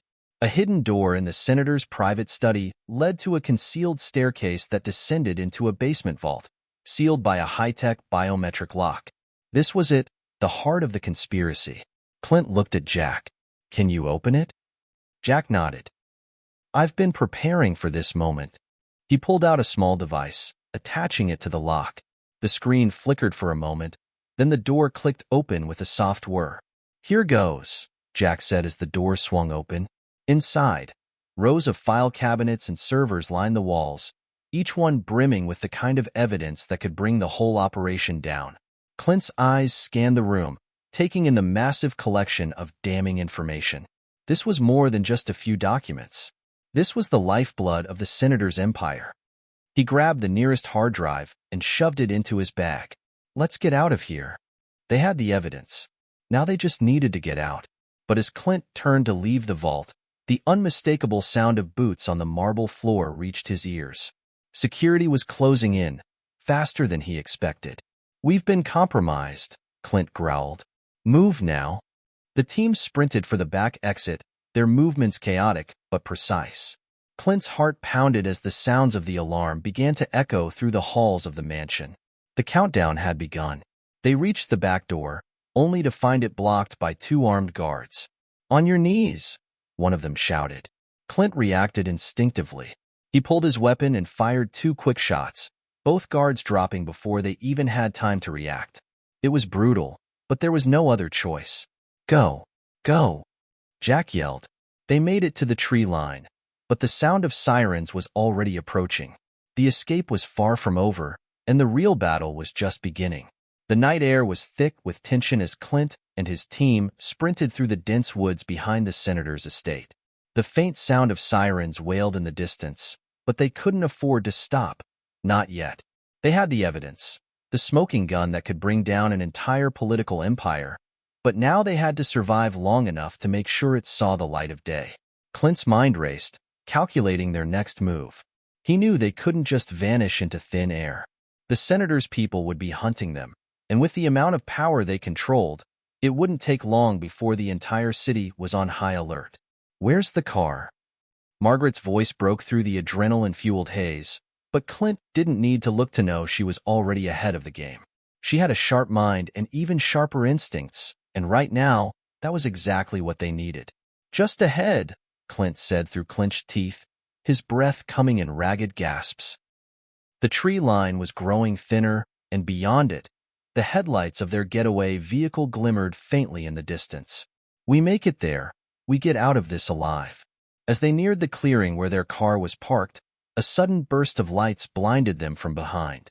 Clint's heart skipped a beat as he instinctively pulled his weapon and scanned the area. The sirens were closer now, but so were the headlights, too close. "Shit," Jack muttered. "They've got a squad car on us. We're not going to make it if they call reinforcements." Clint cursed under his breath.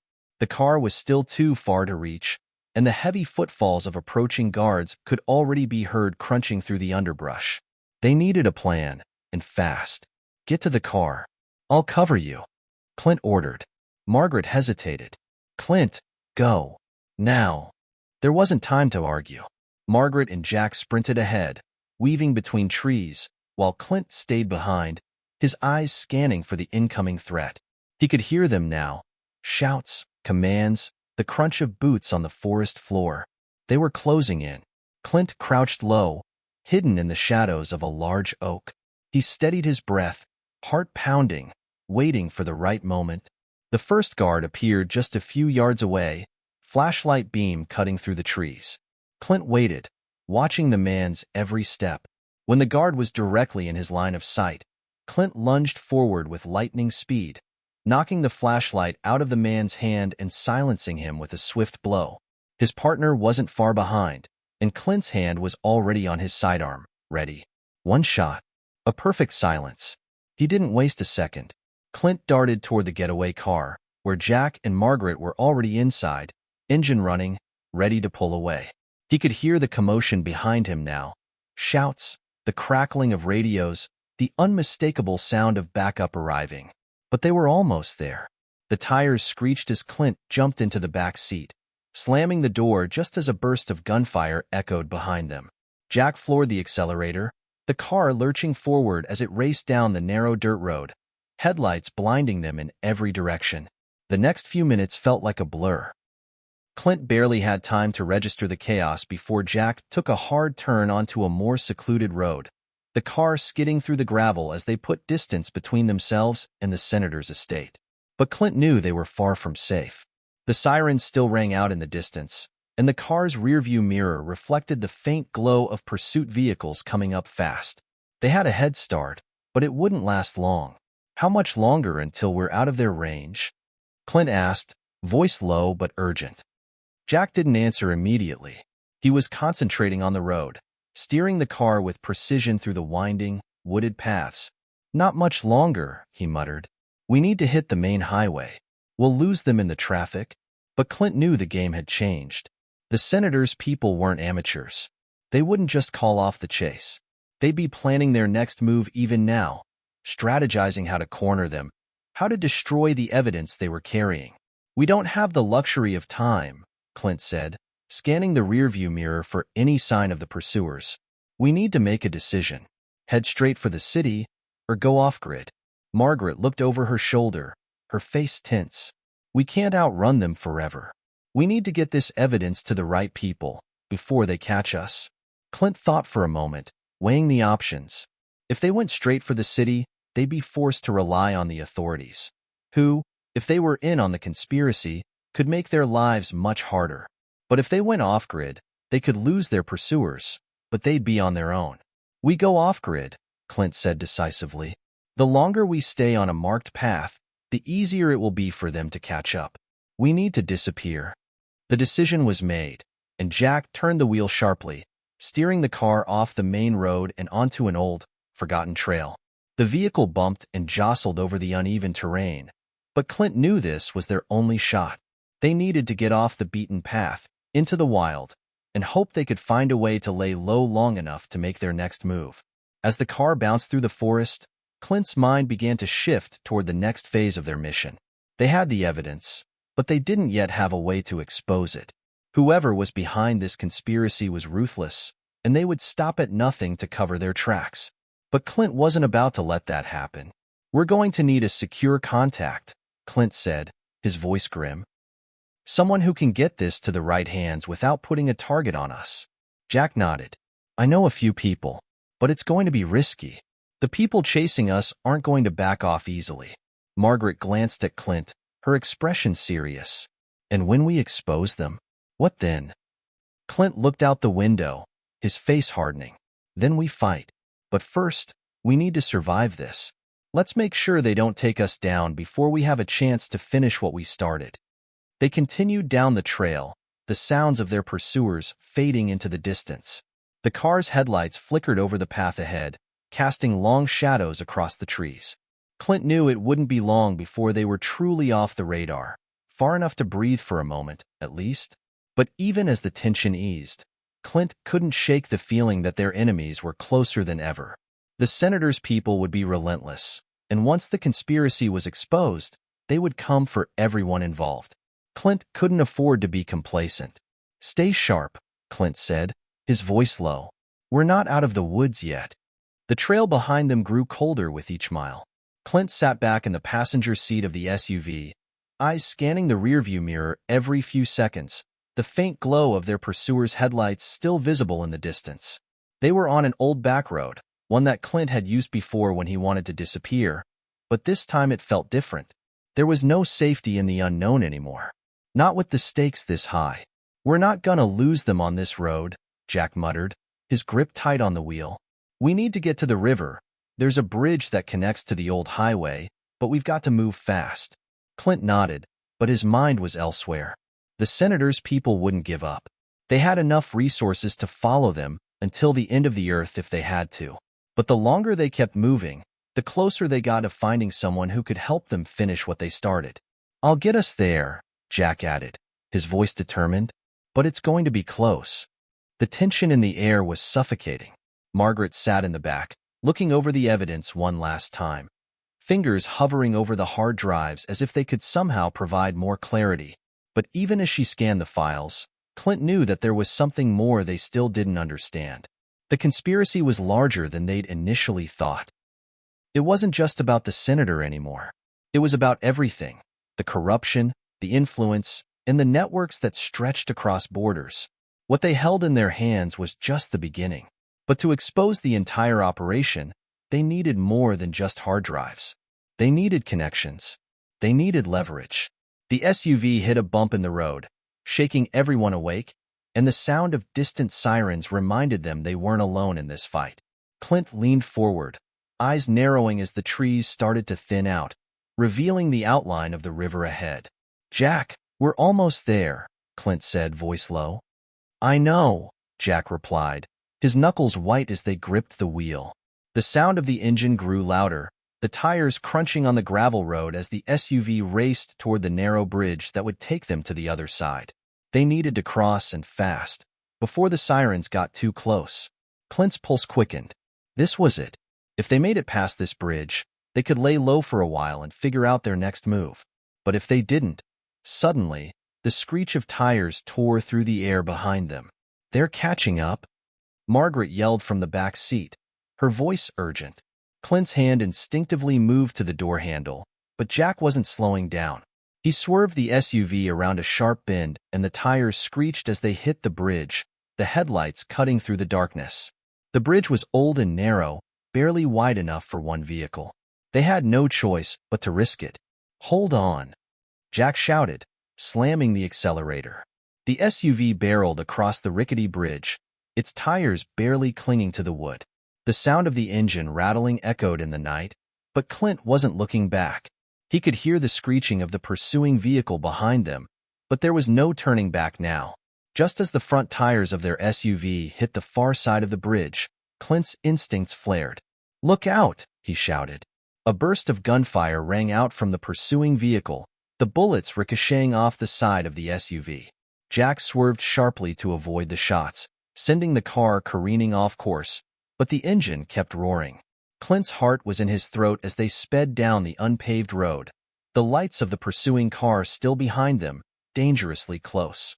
They finally pulled into a secluded cabin a few miles from the river, the old structure hidden deep in the woods. Clint had used this place in the past, an off-the-grid safe house that he knew well. But even here, the threat was ever present.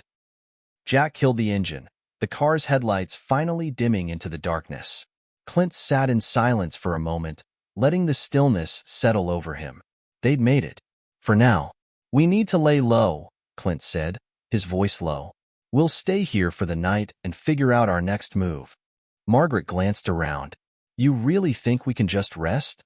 They're going to keep looking for us." "They're looking for us now, but they won't know we're here," Clint replied. "And we need time. We need to make contact with someone who can take these files and get them to the right people. People who have the power to expose the senator and everything he's tied to. But we can't do it alone." Jack nodded in agreement. "I know someone, an old contact in Washington.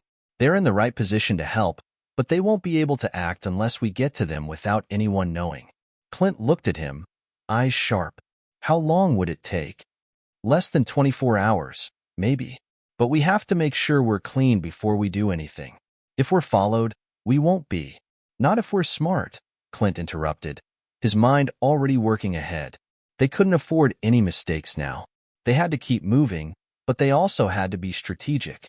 "We'll wait until dawn, then head for the rendezvous point." The hours ticked by slowly, and Clint could feel the weight of the night press against him. The cabin was quiet except for the distant sound of crickets and the occasional rustle of wind outside. Jack was already working on a plan for their escape, while Margaret sat in the corner, staring at the hard drive in her hands as though the answers it contained would leap out if she stared long enough. But Clint couldn't shake the feeling that something was wrong. The pressure was mounting, and every small noise felt like a threat. Suddenly, a soft knock on the door broke the stillness. Clint's hand shot to his gun before he even realized what he was doing. "Who is it?" he called out, his voice low but steady. There was a pause before a familiar voice responded, one Clint hadn't heard in years. "It's me, Clint. Open up." Clint's heart skipped a beat. He knew that voice. It was his old ally, Lucas, a former agent with the USSS, someone Clint had trusted with his life during missions gone wrong. But seeing him here, now, at this point in the game, could only mean one thing.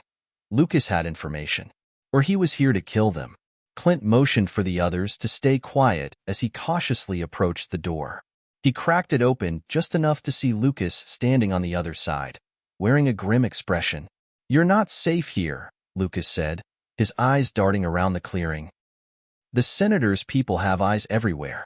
We need to move, and we need to move now." Clint's instincts kicked in. "What do you know? And how the hell did you find us?" Lucas gave a small, tight-lipped smile.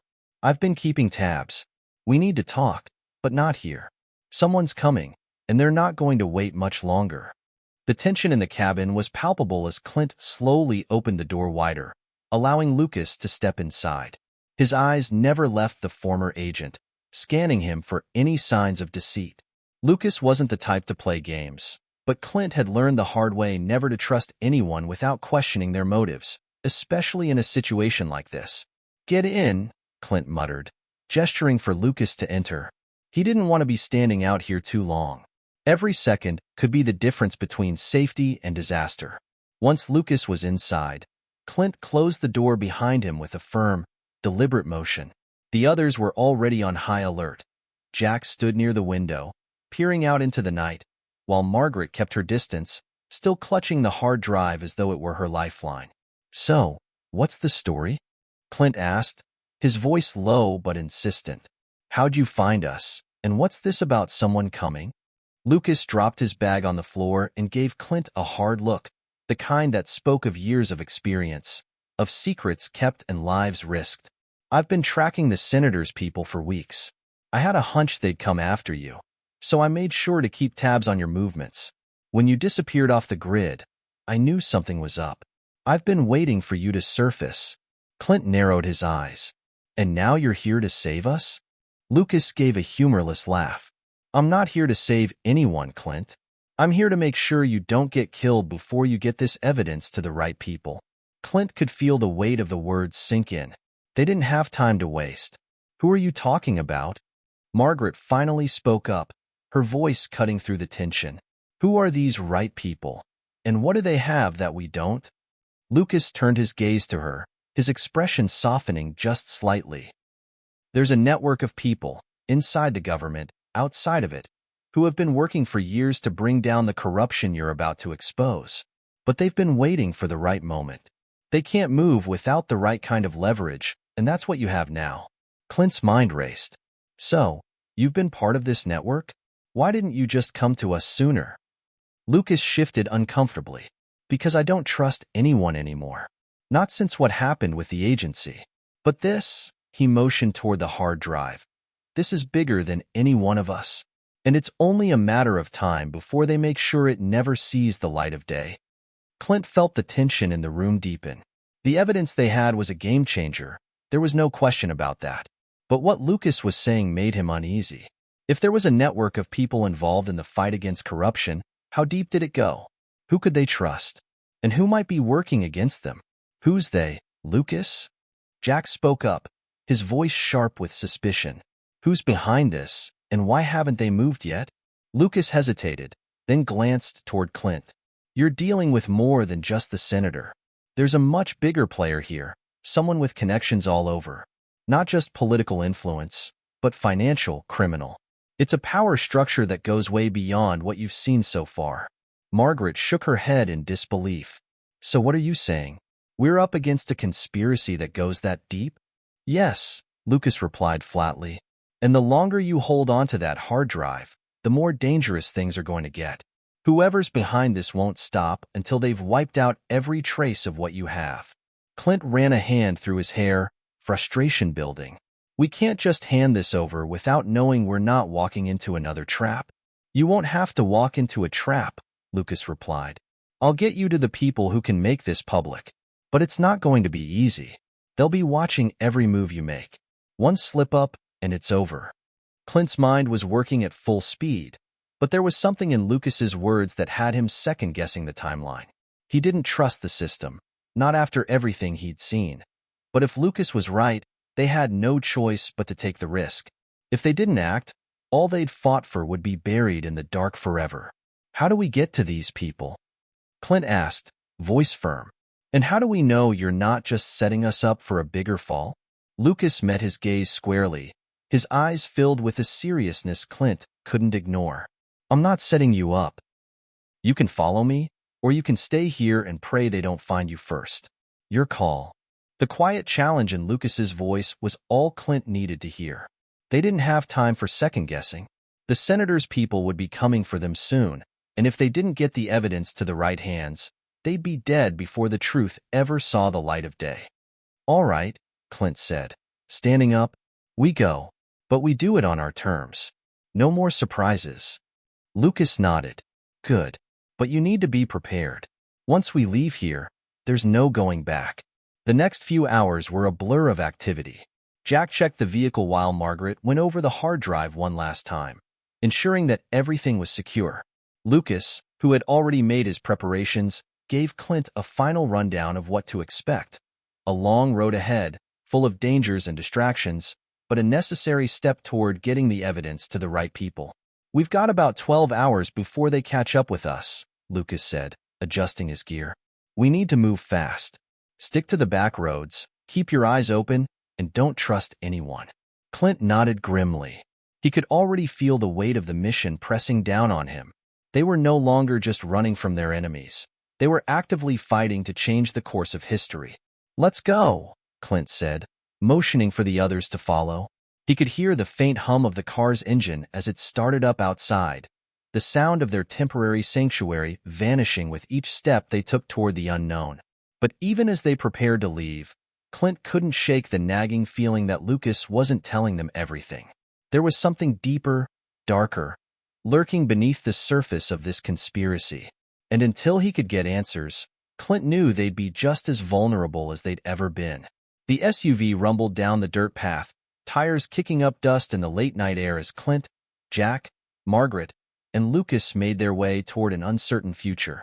The eerie silence of the forest around them felt almost suffocating, the moonlight casting long shadows over the trees, hiding whatever dangers might be lurking just out of sight.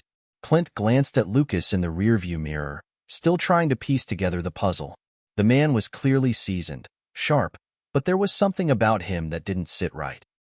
Maybe it was the way he was too quick to be helpful, or the subtle tension that radiated from him, like he was waiting for something to happen. The question that gnawed at Clint's mind was simple. Could they trust Lucas? Or was this yet another trap? Margaret broke the silence from the back seat, her voice carrying a touch of skepticism. How do we know you're not just leading us straight into a government snare? Lucas didn't flinch. You don't. But you have two choices. Stay here and wait to be hunted down, or take the chance I'm giving you. I'm the only one who can get you to the right people. Clint glanced at Margaret in the rearview mirror, her expression one of reluctant trust. He knew she was still processing everything. How could anyone not be? This was no longer just a matter of exposing a corrupt senator. They were tangled in something much bigger, a conspiracy that could shake the foundations of the entire system. And the deeper they went, the more dangerous it became. Where exactly are we going? Jack asked from the front, his voice cutting through the tension. And what's the plan once we get there? Lucas didn't hesitate. We're heading to a contact I have in St. Louis. Someone I trust to get the information out and make it public. But first, we have to make sure we're not being followed. Clint wasn't thrilled with the idea of being led to a third party, but they didn't have the luxury of options anymore. The senator's people had resources that could track them no matter where they went. So, what's our cover? Clint asked, his mind already running through potential scenarios.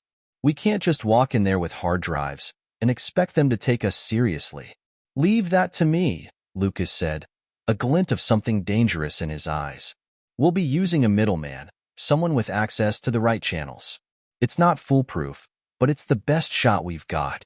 Clint nodded, a mix of relief and unease washing over him. He had his doubts about Lucas, but there was no time to second-guess now. They were in too deep. As they drove deeper into the night, Clint couldn't shake the feeling that they were being watched. The quiet hum of the car engine, the rustle of the trees against the wind. It all felt too still, too quiet. The road ahead wound through dense forests and barren fields, but Clint's sharp instincts told him they weren't alone. Suddenly, Jack swore under his breath. "We've got company." Clint's eyes darted to the rearview mirror. A pair of headlights were visible in the distance, growing larger by the second. The unmistakable sound of a vehicle engine revving signaled that whoever it was wasn't just passing through. They were closing in fast. "We're being followed," Jack said, his voice steady but urgent. Clint's heart rate quickened. He'd hoped they'd have more time before they encountered a threat, but the reality of their situation was that they couldn't afford to be complacent. "Take a hard right up ahead," Clint said, pointing to an overgrown trail that veered off the main road. "We'll lose them in the woods." Jack didn't hesitate. He slammed the wheel to the right, the tires screeching as the vehicle lurched onto the narrow trail. The SUV bounced over the rough terrain, trees scraping against the sides, but Clint's mind was laser-focused on the headlights behind them. Whoever it was, they were persistent. "They're right behind us," Margaret said from the back, her voice tight with fear. Clint glanced at Lucas in the rearview mirror, who gave him a silent nod. "Keep going. We'll shake them off." Jack floored the pedal, pushing the SUV harder as they sped deeper into the woods. The headlights of the pursuing vehicle were still visible, but the distance between them was growing. For a moment, it seemed as if they might actually lose them. But just as Clint allowed himself a brief moment of hope, the sound of gunfire rang out, splintering the quiet night. "Get down," Clint shouted. The impact of the bullets on the side of the vehicle was jarring. The windows shuddered, and the sound of glass breaking filled the air. Jack cursed under his breath, struggling to keep control of the vehicle as it careened around another bend. "We've got to make it to the clearing up ahead," Clint said, his voice low but urgent. "It's our only shot." The SUV tore through the trees, weaving left and right, but the pursuing vehicle stayed on their tail.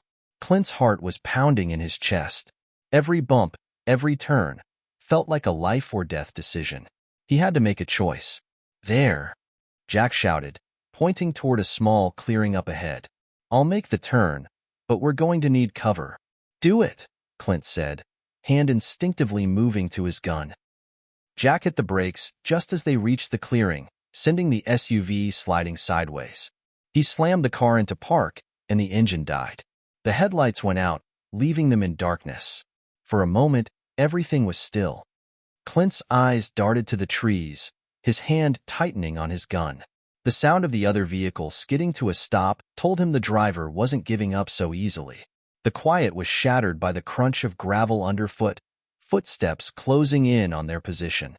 "Stay low," Clint whispered, his voice barely audible. Margaret and Jack crouched in their seats, eyes wide with fear. Lucas, however, didn't flinch. He seemed to know exactly what was coming. "Ready?" Clint asked, voice steady. "Always," Lucas replied with a knowing grin. Clint didn't wait for any more conversation. He swung open the door, emerging from the vehicle with his gun raised. Jack and Margaret followed his lead, weapons in hand, as they crouched behind the SUV for cover. From the shadows, figures began to emerge, at least 3 of them, all armed. They were closing in, but Clint could tell they weren't just hired goons. These men were professionals, too organized, too disciplined. "Who's in charge?" Clint called out, his voice commanding. The men stopped short, looking between each other as if deciding who would respond. One of them stepped forward, a tall figure wearing a dark tactical vest and carrying a long-range rifle. "I think you know who we are," the man said, his voice low and cold. "And I think you know why we're here." Clint's grip on his gun tightened. This wasn't a random encounter. Whoever these men were, They were tied to the senator's operation. "I'm not interested in your threats," Clint said, his voice ice cold. "If you want to live, turn around and walk away. Now." The man didn't flinch. Instead, he reached into his jacket and pulled out a badge. "I think you should reconsider," he said, flashing the symbol of a high-level law enforcement agency. The clearing was eerily quiet, the night air thick with the smell of pine and the cold scent of impending danger. Clint's mind raced as the man with the badge stepped forward, his eyes scanning the group like a predator sizing up its prey. The flash of the badge caught the moonlight, revealing a symbol that sent a cold shiver down Clint's spine. It wasn't a typical law enforcement badge. This one was a variation he recognized only from the darkest corners of his past: Department of Homeland Security. The man's lip curled into a grin, the corners of his mouth twitching as if he found Clint's reaction amusing. "I don't want trouble, Clint. I just want to talk." Clint's finger tightened on the trigger, his eyes not leaving the man. "Talk? You're not exactly setting up a coffee date here. Who the hell are you really?" The man's smile faded slightly, but he didn't retreat. Instead, he gave a subtle nod to his two companions, who kept their weapons trained on Clint and the others. "My name is Agent Roy Pierce," he said, his voice even, but carrying an unmistakable authority. "I'm with DHS, and you're about to make a very dangerous mistake by going any further with this little crusade of yours." Clint didn't flinch. "I've seen your kind before. You're with the senator, aren't you?" Agent Pierce's eyes narrowed, but he didn't deny it. "It's bigger than the senator. A lot bigger. But if you think you're going to expose anything and walk away, you're mistaken. The people you're up against will make sure this whole thing goes down in flames." "Why don't you explain that to me?" Clint shot back, still holding the gun steady. "Maybe I'll reconsider my options." Pierce took another step forward, and Clint instinctively tightened his grip on his weapon. The tension in the air was thick enough to suffocate anyone within it. For a moment, everything felt suspended, like the world was holding its breath.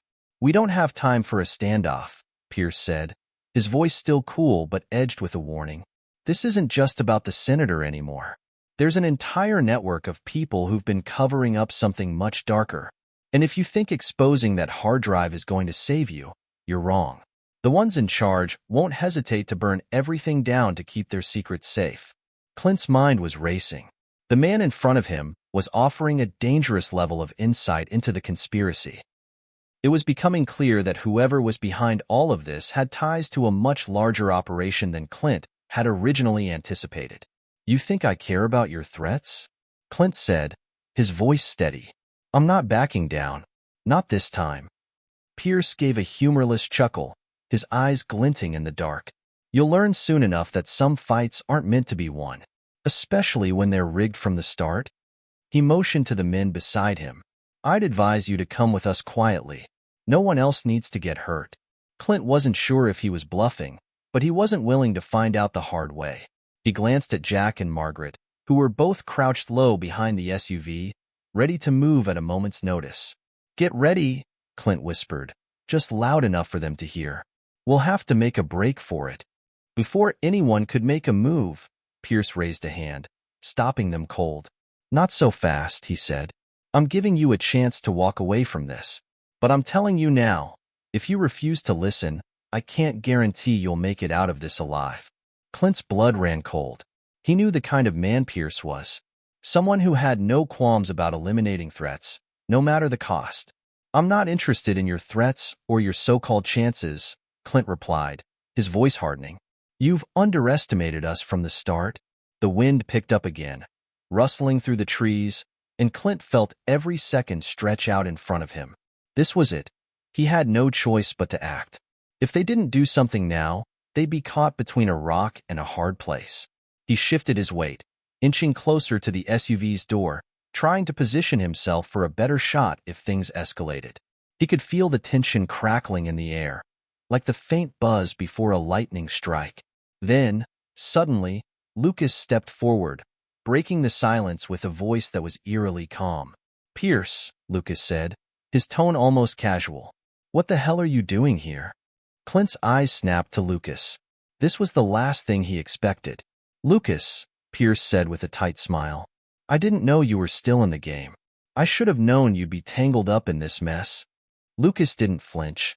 He stood there, unarmed, hands at his sides, like he wasn't even worried about the guns trained on him. You've got a choice here, Roy, Lucas continued, his eyes narrowing. Either you walk away, or we'll make you. I'm not going to let you take them, and I'm not going to let you destroy what we've been working toward. Clint was stunned. Lucas was speaking like he had the upper hand, but Pierce didn't seem worried. What's it going to be, Lucas? Pierce's voice turned cold, but there was a hint of curiosity behind his eyes. You're in this deep, too. You think you can make a difference in all this? You're just as much a part of the machine as I am. Don't kid yourself. Lucas took a slow breath, his eyes never leaving Pierce. You're wrong. We're not the same, and you'll regret underestimating us. Clint's eyes darted between Lucas and Pierce, both men locked in a silent standoff.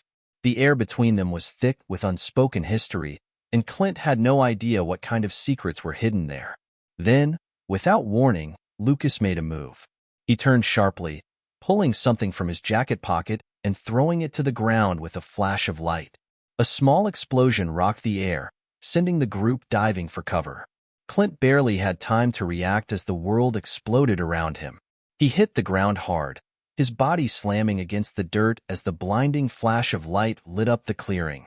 The force of the explosion sent debris scattering in all directions, and Clint could hear the sharp crackle of gunfire as Pierce's men fired blindly into the smoke. For a split second, the chaos was all-consuming, and Clint felt the world shift beneath him. But he didn't waste time. He rolled to his feet, motioning for Jack and Margaret to follow. Go! Go! Clint yelled, his voice barely audible over the deafening sounds of the explosion and gunfire. They didn't hesitate. They sprinted toward the tree line, Clint leading the way. He could hear the sounds of their pursuers close behind, but they had a head start. If they could just make it back to the vehicle, they might stand a chance. As they neared the edge of the clearing, Clint glanced back. Lucas was still in the midst of the smoke, but Clint couldn't afford to wait. They had to keep moving. The adrenaline rush from their narrow escape had barely begun to fade when Clint and the others found themselves deep in the woods, panting, hearts still racing. They had taken cover in the dense forest after Lucas's explosive distraction, and now, every rustle of leaves felt like an impending threat. But as the sounds of pursuit seemed to dissipate into the night, Clint allowed himself a brief moment to collect his thoughts. They had made it out, barely, but at what cost? Where's Lucas? Margaret's voice cut through the stillness, laced with worry. She was scanning the woods, her eyes darting from shadow to shadow, looking for any sign of him. Clint didn't have an answer. He didn't know. They had been separated during the chaos, and while Clint's instincts told him Lucas wasn't the type to get caught easily, the explosion had thrown everything into disarray. He'll be fine, Jack said, his tone more confident than Clint felt. He's got a plan. He knows how to get out of tight spots. Clint wasn't so sure. Lucas had a way of walking the line between ally and enigma, and Clint wasn't sure which side of that line Lucas was on anymore. After everything they'd been through, the trust they had built over the past few days felt like a fragile thing. But Clint couldn't afford to get distracted. Not now. What now? Margaret asked, her voice low but urgent. We can't just keep running, Clint. We need to figure out where we're going next. Clint paused for a moment, thinking. They were all on borrowed time now. Every second they spent hiding was another second closer to the next threat catching up with them. They needed to strike while they still had the element of surprise. We head for St. Louis, Clint said, his voice firm, though his mind was still racing through their options. We'll meet with Lucas's contact. If he's not with us, we'll have to figure it out on our own. But right now, that's our best shot at getting this information out. Jack nodded, already reaching into the back seat of the SUV to grab their gear. I'll get the car ready. We don't have much time. Clint turned to Margaret. You good? She gave him a quick nod, though her expression betrayed a flicker of unease. Just tired of running. Clint didn't blame her. They all were. But there was no time for weariness now. He'd been in worse situations before, but this one had stakes higher than he could even comprehend. The SUV hummed steadily as it rumbled down the dark, deserted highways. The night seemed to stretch on endlessly, and Clint found his thoughts wandering, replaying everything that had happened so far. The explosion, Pierce's warning, the senator's dirty dealings. It was all connected in ways that Clint was only beginning to understand. The silence in the car was palpable, each of them lost in their own thoughts. The weight of what was ahead hung over them like a storm cloud. "We're being watched," Clint muttered under his breath. He couldn't shake the feeling that someone, somewhere, had their eyes on them. Maybe it was paranoia. Maybe it was just his instincts kicking in after everything they'd been through, but it felt like they were walking through a minefield. Margaret looked at him, her brow furrowing. "What makes you say that?" Clint's eyes flicked to the rearview mirror, his gaze sharp. "The way the cars in front of us are moving. They've been pacing us for the past 10 miles. Too deliberate." Jack slammed his fist against the steering wheel. "Damn it, Clint. We just got out of one mess, and now we're being tracked again?" Clint didn't respond immediately. He knew it was a dangerous game they were playing, but there was no turning back now. If they stopped, they'd be sitting ducks. "We need to lose them," Clint said, his voice calm but filled with urgency. The road ahead twisted and turned, and Clint's eyes never left the rearview mirror. The headlights behind them were unmistakably closing in. There was no doubt about it anymore. They were being pursued. "Jack, take the next exit," Clint ordered. "We need to get off the main road." Jack didn't hesitate. He veered the SUV off the highway, taking a sharp exit into the heart of a small town. The headlights of the pursuing vehicles followed them, but Clint knew they couldn't keep this up forever. They needed to lose them, fast. The small town was eerily quiet, the only signs of life being a few dim streetlights flickering overhead. Clint felt the tension mounting as they weaved through the narrow streets, trying to shake the pursuers. He could feel his heart pounding in his chest as Jack made a hard right, cutting through an alleyway. "They're still on us," Jack growled, glancing in the rearview mirror. Clint's fingers tightened around the grip of his weapon, but he kept his focus. "We don't need to outrun them. We need to lose them. Hold tight." He pushed open the door just as Jack slammed the SUV into park. They were in a narrow side street, and Clint knew they had only moments before the cars behind them caught up. "Go," Clint ordered. "Stay low. We'll meet at the alley on the other side." Jack and Margaret didn't question him. They'd all been in enough dangerous situations together to know that Clint's instincts were always on point. Clint watched them run, then took a deep breath. He wasn't leaving without Lucas, but he needed to make sure they had a chance to escape first. "But if you keep pushing, you'll have to face the consequences. There's more at stake here than just the senator or a few corrupt politicians. This goes much deeper." Clint felt his mind racing, his heart beating a little faster in his chest. What Lucas was saying wasn't making sense. Everything Clint had been working toward, everything he'd sacrificed, was suddenly in question. "Why now, Lucas? Why come back now, after everything?" Clint's voice was tight with anger. "You disappear when things get hot, and then you show up just as we're being hunted down." Lucas's jaw clenched, and for a moment, Clint saw something break in his eyes. "Because I care about you, damn it. I didn't want you to get wrapped up in this, but you knew we were already in it." Clint cut him off, his voice rising. "You left us hanging, Lucas. You could have helped us. You could have done something, but you didn't." There was a long, tense silence between them as Clint's words hung in the air. He couldn't shake the feeling that Lucas was hiding something important, but whether it was guilt, fear, or something else, Clint couldn't quite pin it down. Finally, Lucas sighed, his shoulders sagging. "You're right," he admitted. "I should have told you more. I should have warned you sooner. But things aren't what they seem, Clint. Trust me, you're out of your depth here. This isn't just about exposure or justice anymore. There are bigger players involved." Clint wasn't sure what to believe. Lucas's cryptic warnings were only muddying the waters further. Was this a desperate attempt at a last-minute save, or was there something Lucas wasn't telling him? "I can't afford to second-guess everything right now," Clint said, his tone firm. "I've got a team to protect. We've come too far to turn back now." Lucas stepped back, running a hand through his hair. "You think you're the only one with something to protect?" His voice had hardened again, the faint trace of vulnerability gone. You think I'm not risking everything by being here? Clint's temper flared, but he managed to rein it in. Then help us. For real, Lucas. No more games. No more cryptic warnings. We need answers. Lucas's eyes darted around the alley, as if searching for an answer he wasn't sure he wanted to give. Finally, he nodded. All right, he said, his voice heavy. But I'm not going to sugarcoat it for you, Clint. You're about to step into a whole new world. A world where your safety doesn't matter. Where exposing the truth could cost you more than just your life.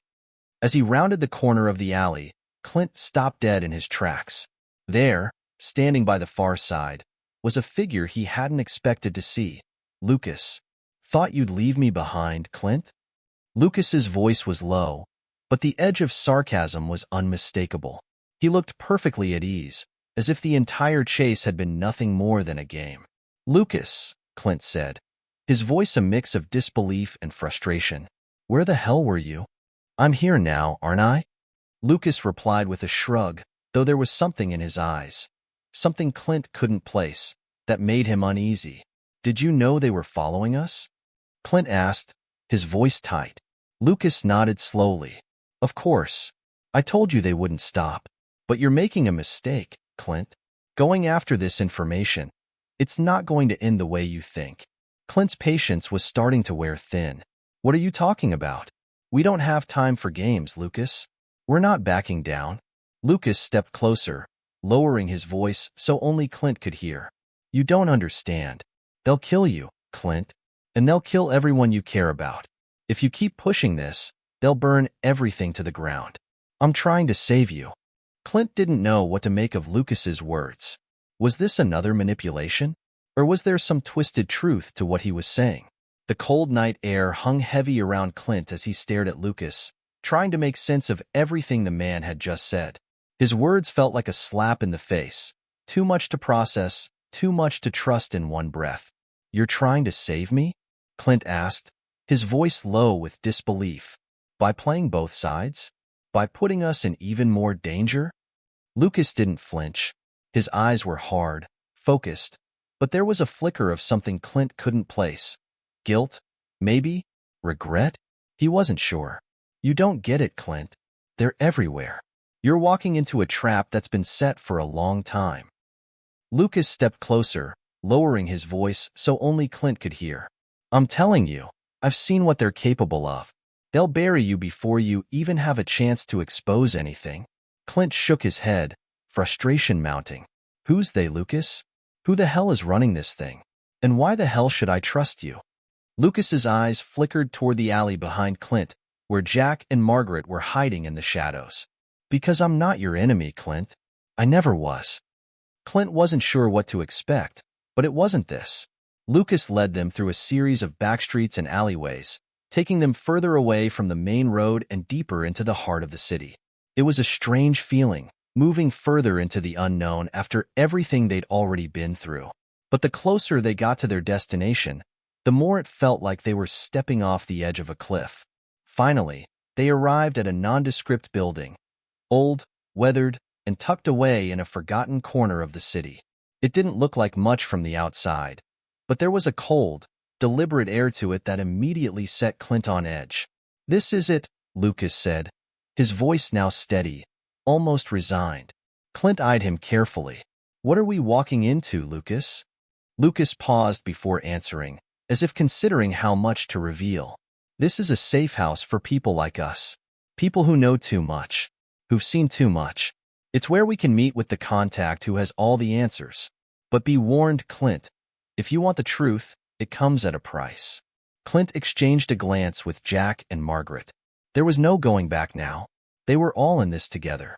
You've got to stop with the cryptic warnings, Lucas, Margaret said, her voice sharp. We need to know what the hell's going on, and we need to know now. Lucas let out a breath and nodded, leading them into the building.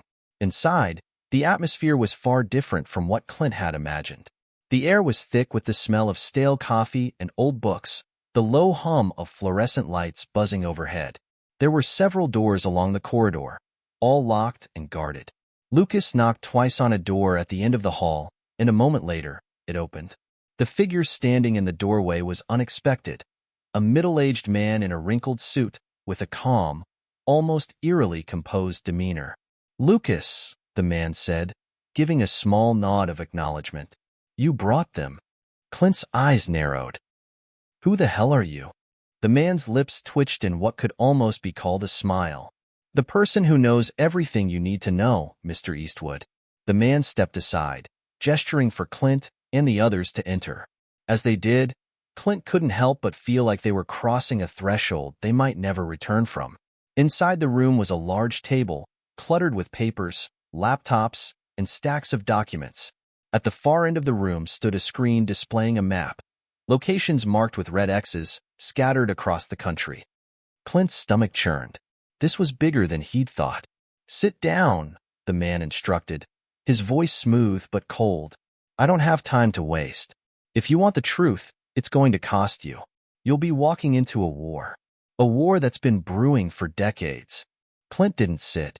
Instead, he crossed his arms, his gaze fixed on the man. "What kind of war?" The man's eyes glinted with something darker, something Clint hadn't seen in anyone's eyes before. "The kind where everyone is expendable," the man replied. "And if you want to survive, you need to understand the rules. Because you've just stepped into a world where loyalty doesn't exist and everyone's a player. You're either in or you're out. But remember this, Clint. If you want to expose the truth, you'll be making a deal with the devil." Clint's pulse raced as he stood in the dimly lit room, facing the man who had just introduced them to a world of shadows. The weight of the man's words hung in the air, thick with menace. "The truth comes at a price," the man repeated, his voice steady, but carrying an unmistakable undercurrent of threat. "And it's one that not everyone is prepared to pay." Clint couldn't help the surge of anger that rose in him. He had already sacrificed so much to get this far. What else could they take from him? "And what exactly do you want in exchange for the truth?" Clint asked, his voice tight. The man gave a small, almost indifferent shrug. "I'm not asking for much. Information, resources, a little help with a few situations that need addressing. If you want the truth, you'll have to get your hands a little dirty." Clint clenched his jaw, struggling to keep his composure. He knew there was no such thing as a free lunch in this world, but the stakes were higher than he'd ever imagined. "I'm not in the business of doing favors for people like you," Clint shot back. The man's lips twitched into a smile, but it wasn't kind. "I think you are, Clint. You just don't know it yet." Margaret stepped forward, her voice cutting through the tension. "What exactly are you asking us to do? Help you with what?" The man's smile widened slightly, a predatory gleam in his eye. "A little cleanup. Nothing too difficult. Some people in the right places need to disappear. You do that for me, and I'll tell you everything you need to know about what's really going on. About the men behind the curtain. About your senator. About the game you found yourselves in." Clint stood there, weighing the man's words. Every instinct in him screamed to walk away, to refuse the deal and continue fighting his own way. But the reality of their situation, was sinking in. He couldn't keep fighting blind. He needed the truth. But at what cost? "All right," Clint said, his voice firm. "We'll do it. But don't think for a second that we're doing this for you. We're doing it for the truth." The man's smile widened, a hint of approval in his eyes. "Smart choice, Clint. You'll find I'm a man of my word. Just don't forget, this is a dangerous game you're playing, and there's no turning back once you're in." He turned and walked over to the desk, picking up a folder and tossing it on the table in front of them. "Everything you need is in here. The people you'll be dealing with, the jobs that need to be done. If you want the truth, this is where it starts." Clint didn't move right away.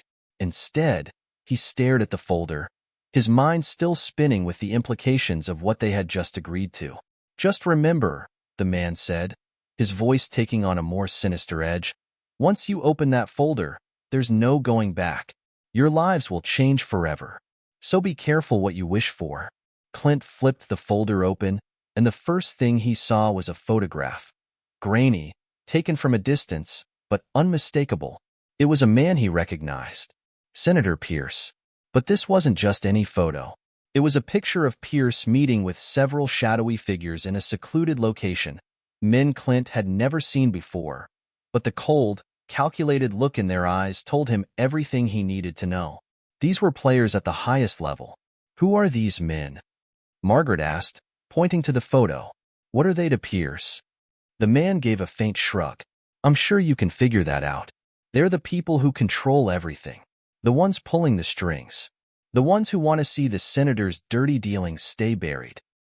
And they're not going to let anyone get in their way. Clint's stomach turned as he looked at the faces in the photo. He had seen this kind of power before. The kind that came from having all the right people in all the right places. But this was different. This was a network so deep and so dangerous that even the senator was just a pawn. How do we find them? Jack asked, flipping through the folder. The documents inside were all heavily redacted, but there were enough clues to start piecing things together. You don't find them, the man said. They find you. And when they do, you'll have to make a choice. Do you keep playing the game, or do you walk away with the truth? Clint clenched his fists. There was no walking away now. There never was. The moment they'd stepped into this game, they'd sealed their fate. The question was no longer about whether they could survive, but whether they could bring it all crashing down before it destroyed them. The room felt smaller now, the air thicker with tension. The man's words still echoed in Clint's head, each one weighing down on him like a 1,000-pound boulder. The truth, the real truth, was within their grasp, but the price of obtaining it had just escalated. They had crossed a line they couldn't uncross. The deeper they dug into this mess, the more it threatened to consume them, and the more they realized they weren't just fighting for justice anymore. They were fighting for their lives. Clint leaned over the folder, his eyes scanning the redacted documents and blurry photographs. Every page they turned over felt like they were peeling back layers of a dark, ugly secret, and with each new revelation, the truth became even more twisted. The names in the dossier meant nothing to Clint at first, but the more he looked at them, the more he began to recognize patterns. It was like trying to piece together a jigsaw puzzle where the pieces kept changing shape. Margaret stood beside him, her arms crossed tightly, her eyes flitting across the papers as she chewed on her bottom lip. There's got to be something here we're missing, she muttered. Some angle we're not seeing. I don't think we're missing anything, Clint replied, his voice steady but strained. I think we're exactly where they want us to be. Jack paced the room, his usual sense of control gone. His fists were clenched, and there was a nervous energy in his movements that Clint hadn't seen before. We're stuck between a rock and a hard place, Clint. If we go through with this, we're in deeper than we ever thought. If we back out now, we're dead. We don't have a choice, Clint said quietly. His fingers gripped the edge of the table as he stared down at the folder, his mind running in circles. They already know we're involved. If we don't play along, we'll never get the chance to expose them. Not without ending up in a ditch somewhere. Or worse, Margaret added, her voice tinged with bitterness. Clint closed the folder with a soft snap, the finality of the movement reverberating through the room. They had all been staring at the same pages, reading the same words, but there was no escaping the truth. There was no way out. The man's warning haunted Clint's every thought. Once you open that folder, there's no going back. And it wasn't just the man's words that made it so real. It was the weight of the decisions they were now forced to make. We need to move fast, Clint said after a moment, pushing the folder away from him. This thing is bigger than we thought. Every second we waste, they're tightening the noose. Jack stopped pacing and nodded, his expression hardening. Agreed. But we need to make sure we're prepared. If we're going after these people, we need a plan. We can't just walk into this blind. We don't have the luxury of a perfect plan, Clint shot back. We just need to act. Whatever happens, we need to be ready to fight. The next few hours passed in a blur of preparation and planning. There was no time for second-guessing now. They had made their decision, and now they had to see it through. They knew what they were up against. An underground network of power players who had their fingers in every pie, their eyes everywhere. Clint wasn't naive enough to think they could take them all down in one go. But that didn't matter. They had to start somewhere. Clint's mind kept drifting back to the faces in the photographs. The men from the senator's meeting, those cold eyes.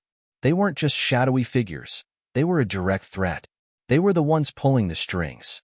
But who were they? What did they want with Pierce? And how did they fit into the web that was closing in on Clint and his team? Their first lead came when Margaret spotted something in one of the documents, a name. Not just any name, but one that stood out among the others. A name Clint recognized, though not in the context of this operation. It was the name of a businessman, someone who had been connected to several shady deals over the years. A man who had gotten away with murder, literally and figuratively. "It's him," Margaret said, tapping the page. "This guy has his hands in everything. He's connected to the senator. He's got the resources. He's one of the men behind the curtain." Clint leaned in, studying the information. "And he's our next move?" "He's the key," Margaret replied. "If we go after him, we might be able to crack open the rest of the operation. He'll know more about the network, about the men pulling the strings." "And what do we do with him once we've got him?" Jack asked, his tone serious. "We interrogate him. We get the truth out of him," Clint said without hesitation. He could feel the cold edge in his own voice as the words left his mouth. This wasn't just about exposing corruption anymore. This was about survival. Their next steps were clear. They would confront this businessman, this link to the higher-ups, and force him to tell them everything he knew. But it wasn't going to be easy. They knew the risks. They knew they'd be walking right into the lion's den. But they had no choice. As they prepared for the confrontation, Clint felt a sharp chill crawl up his spine. It wasn't just the danger of what they were about to do. It was something more. A growing realization that the game they were playing was not just dangerous, but deadly. They weren't just uncovering a conspiracy.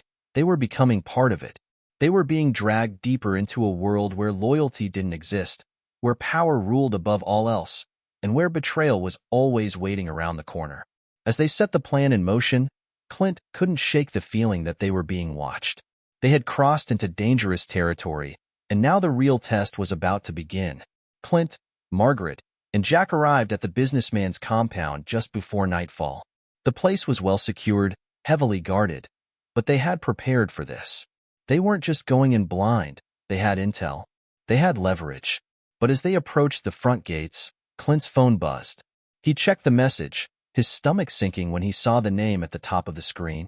"Lucas, they know you're coming. They've set a trap."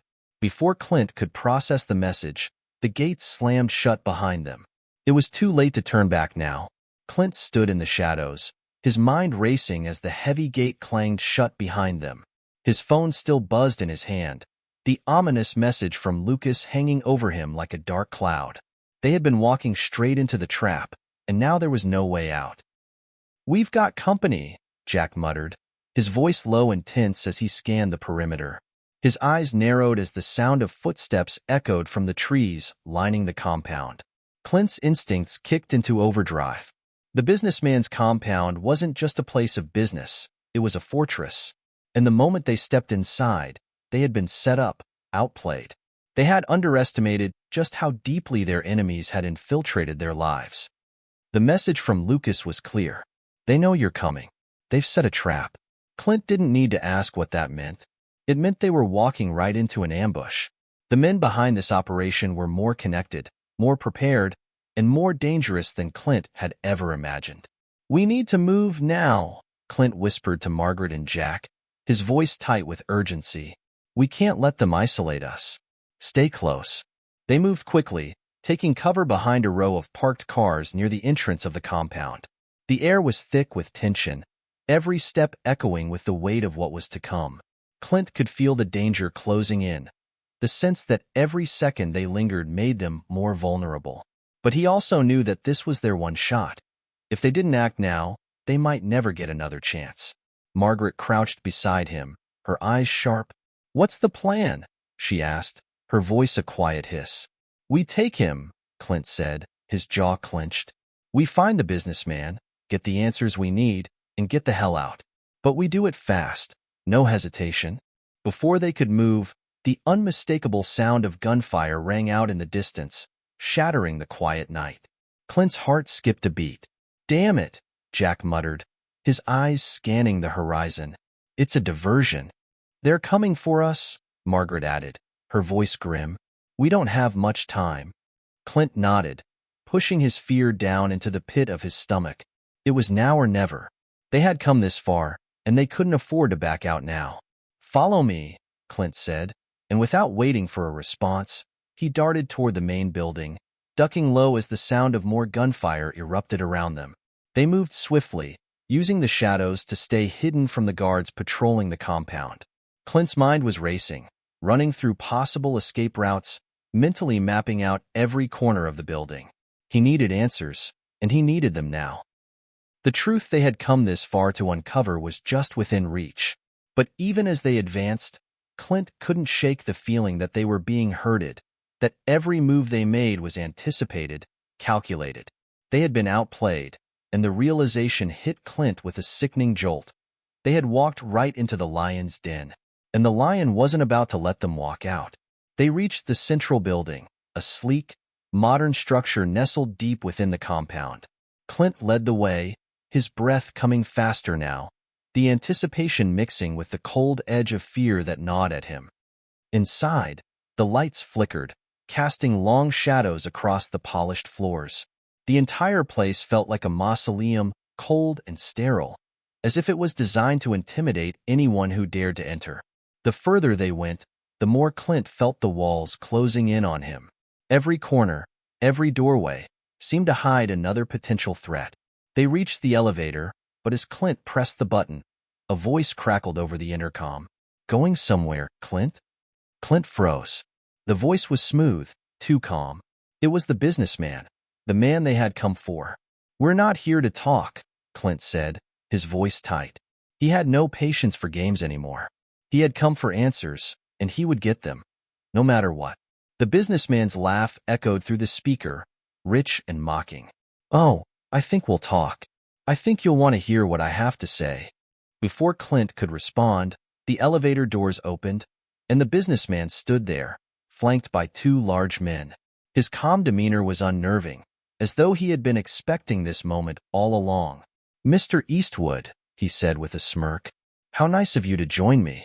Clint tensed, but he kept his posture neutral. "Cut the crap. You've been playing us this whole time?" The businessman stepped forward, his eyes cold and calculating. "No, Clint. You've been playing yourself. You and your little team of vigilantes. You think you're the ones pulling the strings, but you're just pawns in a game much larger than you could ever understand." Clint's blood boiled. Every word the man spoke dripped with arrogance, with the certainty that he was untouchable. But Clint wasn't intimidated. Not anymore. "We know about you," Clint said, his voice steady. "We know about the network you're running, the deals you're making. You're not as untouchable as you think." The businessman's smile faltered for a brief moment, just a flicker of uncertainty before it was gone again. He stepped aside, gesturing to the dark hallway behind him. "If you know everything, Clint, then you know it's already too late. There's no way out. The moment you decided to play this game, you sealed your fate." Clint, Margaret, and Jack stepped into the hallway, their hands tense on their weapons.